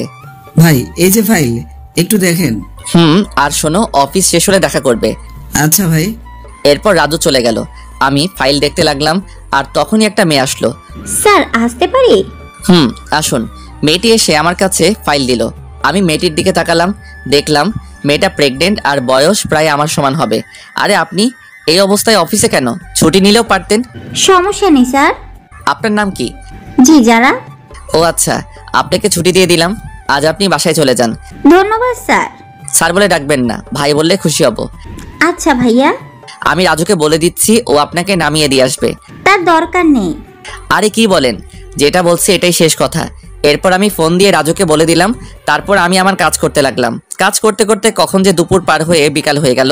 তারপর আমি উঠে বের হলাম, আর তখন রাজু বলল, ভাই অফিস তো শেষ, আপনি বলছিলেন দেখা করতে। একটা বাইক কিনবো, চলো ব্যাংকে যাই। এরপর রাজুকে নিয়ে ব্যাংকে গেলাম। আমার কিছু জমানো টাকা ছিল, আমি টাকাগুলো তুলে নতুন বাইক কিনলাম। বাইকটা বাংলাদেশে নতুন আসছে, এটা এত বছরের সঞ্চয় দিয়ে কিনলাম। অনেক দিনের শখ ছিল নিজের টাকায় বাইক কিনবো, তাই খুব খুশি হলাম। আমাকে খুশি দেখে রাজু বলল, সত্যি ভাই, নিজের টাকার বাইক কিনলে ফিলিংসটা অন্যরকম লাগে। এরপর রাজুকে বিদায় দিয়ে আমি রাতের খাবার বাহির থেকে খেয়ে বাসায় চলে আসলাম। এভাবে বেশ কিছুদিন চলে গেল। এখন আর ঐশীর কথা মনে হয় না, কারণ অফিসের সবার সাথে বন্ধু হিসেবে কথা বলি আর আড্ডা দেই। কিন্তু একদিন আমি অফিসের শেষ করে রাতে বাসার দিকে যাচ্ছি। নীরব রাস্তা, তেমন কোনো মানুষজন নেই। আমি হেডফোন কানে দিয়ে আনমনে বাইক চালাচ্ছি। হঠাৎ রাস্তার পাশ থেকে একটা মেয়ের চিৎকার আসছে। আমি বাইকটা ব্রেক করলাম আর সামনে গেলাম, আর গিয়ে দেখি অফিসের সেই মেয়ে যারা প্রসব বেদনায় চিৎকার করছে। তাই আমি তখন বললাম, আপনি এখানে? আপনার হাজবেন্ড কই? ভাই আমাকে হাসপাতালে নিয়ে যাবেন, আমি পারছি না। আমি রাস্তায় গাড়ি পাচ্ছি না, কিন্তু কি করব কিছু বুঝতে পারছি না। কিন্তু বেশি দেরি হলে অনেক ক্ষতি হয়ে যাবে, তাই আমার বাইকটা কাছে আনলাম। তারপর যারাকে আমার বাইকের সামনে উঠালাম আর ঝাপটে ধরে বাইক চালাতে লাগলাম। আর হাসপাতালে এসে আমি কোলে তুলে নিয়ে ভিতরে গেলাম। ভিতরে গিয়ে চিৎকার দিয়ে ডাক্তারকে ডাকতে লাগলাম।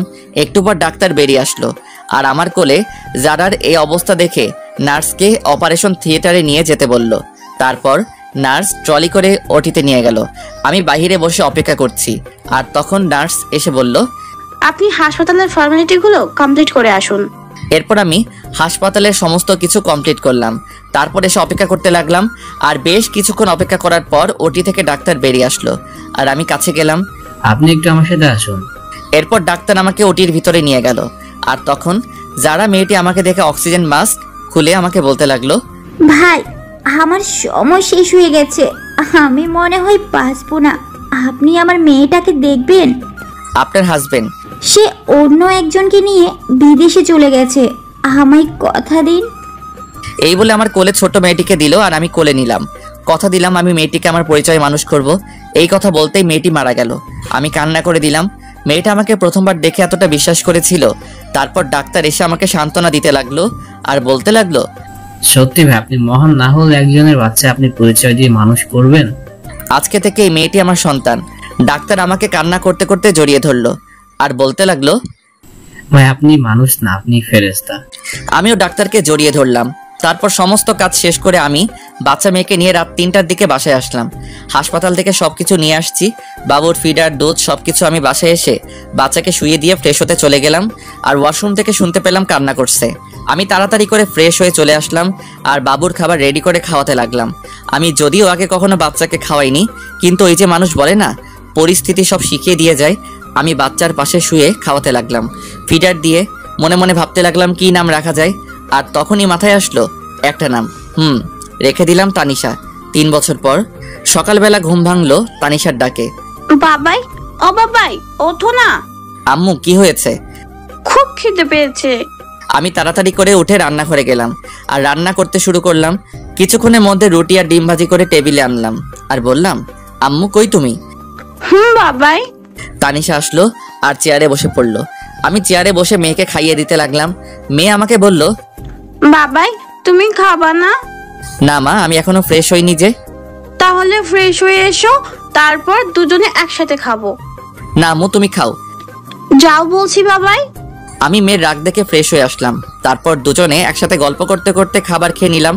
তখন তানিশা বলল, বাবাই আমি ডাক্তার আঙ্কেলের কাছে যাব। আচ্ছা চলো তাহলে। এরপর আমি রেডি হয়ে নিলাম, মেয়েকে রেডি করিয়ে বাইক নিয়ে বের হলাম। তারপর হাসপাতালের দিকে যেতে লাগলাম। রাস্তায় বাবা মেয়ে কথা বলতে বলতে আসলাম। আমি এসে বাইক রেখে ভিতরে গেলাম। আমার আগে তানিশা দৌড়ে চলে গেল। তানিশা যেতেই রাকিব বলল, আরে তানিশা আম্মু যে। এই বলে রাকিব তানিশাকে চেয়ার থেকে উঠে এসে কোলে তুলে নিল।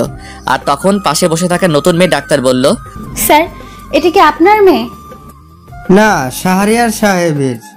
কথাটা শুনে পাশে থাকা মেয়েটা অবাক হয়ে গেল আর নিশ্চুপ হয়ে গেল। এদিকে আমি রাকিবের কেবিনে গেলাম। কেবিনে গিয়ে দেখি রাকিবের কোলে তানিশা বসে আছে। রাকিব, আমি লাঞ্চে এসে নিয়ে যাব। আমার কণ্ঠ শুনে পাশে থাকা মেয়েটি আমার দিকে তাকালো। আমি তাকাতেই আমি অবাক, কারণ এটা আর কেউ না, হ্যাঁ এটাই ঐশী। ঐশী আমাকে দেখেই পায়ে ধরে ফেললো আর বলতে লাগলো, আমি তোমার পায়ে ধরি, আমাকে মাফ করে দাও। আরে কে আপনি? আমার পা ছাড়ুন। কিন্তু ঐশী পা ছাড়ছে না। আমি জোর করে ছাড়িয়ে চলে আসলাম আমার বাইকে। ঐশী এসেছিল, কিন্তু আমি জোরে বাইক স্টার্ট দিয়ে অফিসে চলে আসলাম। অফিসে এসে কাজে মন বসছে না, কিভাবে বসবে? পুরনো ভালোবাসার মানুষকে দেখে ওদিকে ঐশী রাকিবের কাছে গেল আর বলতে লাগলো, ভাইয়া প্লিজ বলুন, এই হলো আমার হারিয়ে যাওয়া শাহরিয়ার। কি বলো? সে আমাকে রেখে বিয়ে করেছে, তবু আমাকে ক্ষমা করলো না। শাহরিয়ার বিয়ে করেননি? তাহলে মেয়ে? দাঁড়াও বলছি, আগে তানিশাকে ওদিকে পাঠাও। এরপর রাকিব তানিশাকে অন্য একটা নার্সের সাথে খেলতে পাঠালো। হাসপাতালে সবাই তানিশাকে চিনে আদর করে। বাসার পাশে হাসপাতাল হওয়ার কারণে কোনো সমস্যা হয় না। এরপর রাকিব ঐশীকে সবকিছু বলতে লাগলো। সব শুনে ঐশী চুপ করে রইল। ঐশী কোনো কথা বলছে না। তখন আবার রাকিব বলল, ওনার মতো লোক বন্ধু হিসাবে পেয়েছি, এটাই অনেক। ওর বাসার ঠিকানা দেন। এরপর রাকিব আমার বাসার ঠিকানা দিয়ে দিল। এদিকে আমি চেয়ারে হেলান দিয়ে ঐশীর কথা ভাবছি। আমি কি আজও ঐশীকে খুব ভালোবাসি? নিজেকে নিজে প্রশ্ন করলাম। তখনই দরজার কাছ থেকে কেউ বলে উঠলো, আসতে পারি স্যার? আমি না দেখে বললাম, আসুন। আমি তাকিয়ে তো অবাক, কারণ এটার কেউ না, এটা রাফা। দোস্ত তুই কেমনে সম্ভব? তোর জন্য আমাকে রাঙামাটি আসতে হলো। তারপর বল, কেমন আছিস? ভালো, তুই? আলহামদুলিল্লাহ ভালো। এবার বল কি খাবি? এখন তোর মাথা, বাকিটা পরে দেখা যাবে। গুড। কতদিন আড্ডা হয় না। ঐশীর সাথে দেখা হয়েছে। আমি প্রশ্নটা শুনে চুপ করে রইলাম। আমাকে চুপ থাকতে দেখে আবার বলল, তোর সাথে গুরুত্বপূর্ণ কথা আছে। বল। তুই ঐশীকে মেনে নে। কি? এটা তুই কি বলছিস? আমি বলছি, কারণটা জানলে তুই কান্না করবি। বল তাহলে শুনি। তুই চলে আসার পর ঐশীর মানসিক অবস্থা খুব খারাপ হয়। দিনের পর দিন না খেয়ে দিন কাটাতো। কি বলিস? তারপর আমি একদিন বাসায় গিয়ে দেখি ফ্লোরে পড়ে আছে। তারপর আমি নিয়ে হাসপাতালে যাই। হাসপাতালে ডাক্তার বলে মানসিক অবস্থা খুব খারাপ, সুস্থ হতে 6 মাস লাগবে। 6 মাস ধরে চিকিৎসা চলছিল, কিন্তু সবসময় শুধু তোর। আমি তাকে আমার সাথে রাখি। আমি তো একটা মেয়ে, আমি বুঝতে পারি সত্যি এখনো মেয়েটা তোকে অনেক ভালোবাসে। আমি নিজে চোখে দেখছি তোর জন্য প্রতিটা রাত কান্না করতো। প্লিজ মেয়েটাকে আর কষ্ট দিস না। এখন আমার খুব খিদে পেয়েছে, খাবো। ওয়েট, আমি রাজুকে ফোন করে বলে দিলাম খাবার আনার জন্য। একটু পর রাজু খাবার নিয়ে আসলো আর খাবার দিয়ে চলে গেল। আমি আর রাফা মিলে খাবার খেয়ে নিলাম। তারপর বললাম, চল বাসায় যাই। পাগল নাকি? একটু পর আমার ফ্লাইট। মানে কি বলিস? তোর ভাতিজা হয়েছে, তাই তার জন্য যেতে হবে আজকেই। তাই নাকি? দোস্ত আমি যাই রে, আর ভাবিকে নিয়ে আসিস। তোর মেয়েকে দেখতে পাইলাম না। তুই সব জানিস? তোর মতো বন্ধু সবার কপালে থাকে না। তুই সত্যিই ভালো মানুষ। দোস্ত, আমি চাচ্ছি আমার শহরে যাব, মা বাবা কেমন আছে। গুড। এরপর রাফার সাথে আরো অনেক বিষয় নিয়ে কথা বললাম, তারপর রাফাকে এগিয়ে দিয়ে আসলাম। এভাবে দুপুর হয়ে গেল।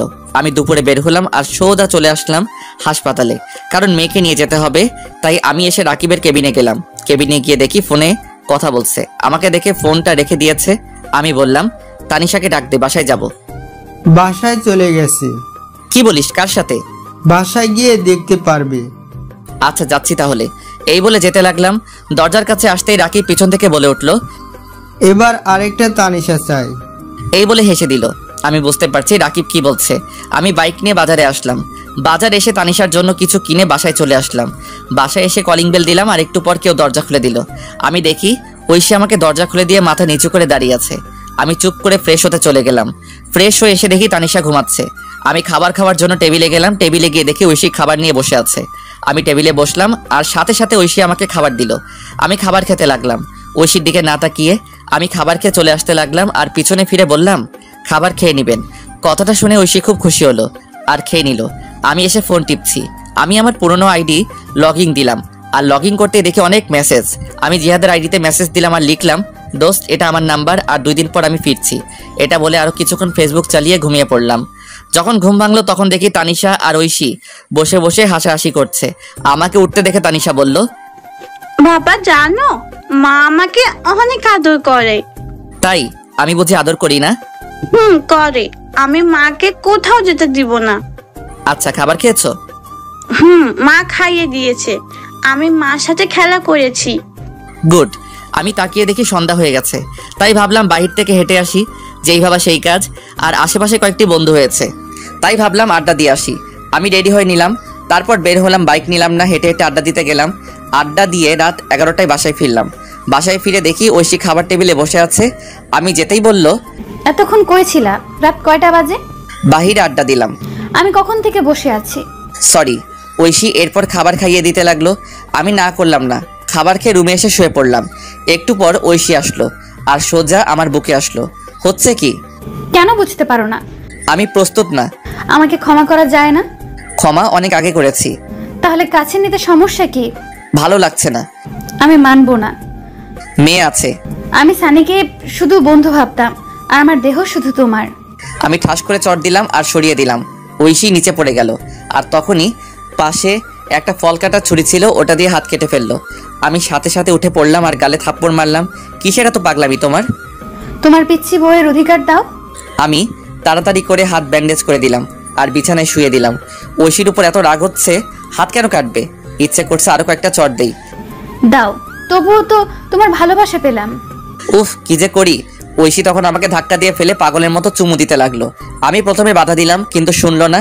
একসময় আমিও নিজেকে কন্ট্রোল করতে পারলাম না। হারিয়ে গেলাম ভালোবাসার রাজ্যে। ফজরের সময় ঐশীর ডাকে ঘুম ভাঙলো। এই উঠো, গোসল করো, যাও। আরে ঘুমাতে দাও, পরে মেয়ে উঠে পড়বে। উফ, আর একটু। না, এবার উঠো তো, সারা রাত অনেক হয়েছে।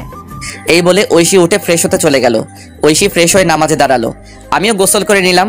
তারপর নামাজ আদায় করে আবার ঘুমিয়ে পড়লাম। ঘুম ভাঙলো তানিশার ডাকে।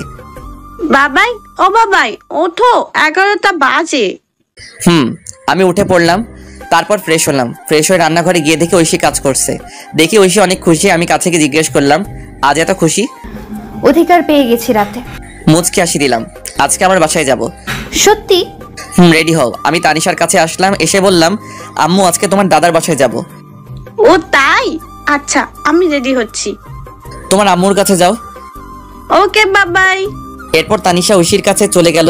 আমিও ব্যাগ গুছিয়ে নিলাম। তারপর অনলাইনে টিকিট কাটলাম। বিকেলবেলা সবাইকে নিয়ে বের হলাম।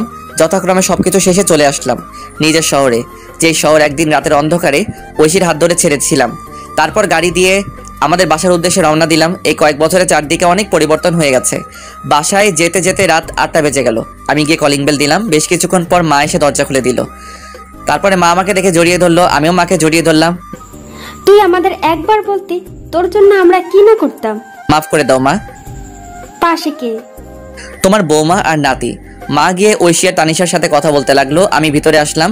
এসে দেখি বাবা, ভাইয়া, ভাবি আর একটা বাচ্চা ছেলে বসে আছে। আমাকে দেখে সবাই অবাক। তারপর আর কি, সবাই আমাকে ইচ্ছে মতো বকা দিতে লাগলো। অবশ্য মায়ের কথা মেনে নিয়েছে। এখন আমরা খুব সুখী, নেই আর কোনো কষ্ট দুঃখ। তারপর আমি আমার রুমে গেলাম, রুমটা আগের মতোই আছে। আমি গিয়ে ফ্রেশ হয়ে নিলাম, তারপর শুয়ে পড়লাম। শরীর ক্লান্ত থাকে, কখন যে ঘুমিয়ে পড়লাম বুঝতে পারলাম না। ঘুম ভাঙলো ঐশী জড়িয়ে ধরাতে। আমি তাকিয়ে দেখে ঐশী আমার বুকে। ঘুম ভাঙলো তাহলে? কয়টা বাজে? রাত 2টা। কি? আমি তো খাবার খাইনি, খুব খিদে পেয়েছে। এই জন্যই তো খাবার রুমে নিয়ে আসছিলাম। তানিশা কই? তার দাদুর সাথে ঘুমিয়েছে। ও, এরপর আমি ফ্রেশ হয়ে আসলাম। তারপর ঐশী আমাকে খাইয়ে দিল, আমি ঐশীকে খাইয়ে দিলাম। খাবার শেষ করে লাইট বন্ধ করে বারান্দায় আসলাম, এসে চাঁদ দেখতে লাগলাম। ঐশীকে পিছন থেকে জড়িয়ে ধরে তখন ঐশী বলল, এই দিনটার জন্য অপেক্ষা করছিলাম। তাই? তবে বিয়ে হয়েছে অনেক আগে। এতদিনে 4-5টা পোলাপান থাকার কথা, কিন্তু এখনো কিছুই হলো না। তাহলে হবে নাকি আজকে? আজকে সম্ভব না। কেন কেন? বুঝতে পারো না কেন? আমি তো আপনার মতো ডাক্তার নই। থাক, বুঝতে হবে না। কখন থেকে? দুপুর থেকে। বলনি কেন? রাস্তায় কি করে বলি? আছে না, আনতে হবে। সকাল পর্যন্ত চলবে। আচ্ছা, সকালে এনে দিব। পেট ব্যথা করছে। চলো রুমে। আমি কোলে করে নিয়ে রুমে আসলাম, এসে শুয়ে দিলাম। তারপর পেটে হাত দিলাম। পেটে হাত দিতেই ঐশী কেঁপে উঠলো। আমি বললাম, ঘুমিয়ে পড়ো। জড়িয়ে ধরো। আমি শক্ত করে জড়িয়ে ধরলাম। তারপর দুজনে ঘুমিয়ে পড়লাম। এভাবে চলতে লাগলো আমাদের মিষ্টি সংসার। হাই বন্ধুরা, গল্পটা কেমন লাগলো অবশ্যই কমেন্ট করে জানাবেন। আর যারা এখনো চ্যানেলটিকে সাবস্ক্রাইব করেনি তারা অবশ্যই প্রেমের তাজমহল চ্যানেলটি সাবস্ক্রাইব করে রাখুন।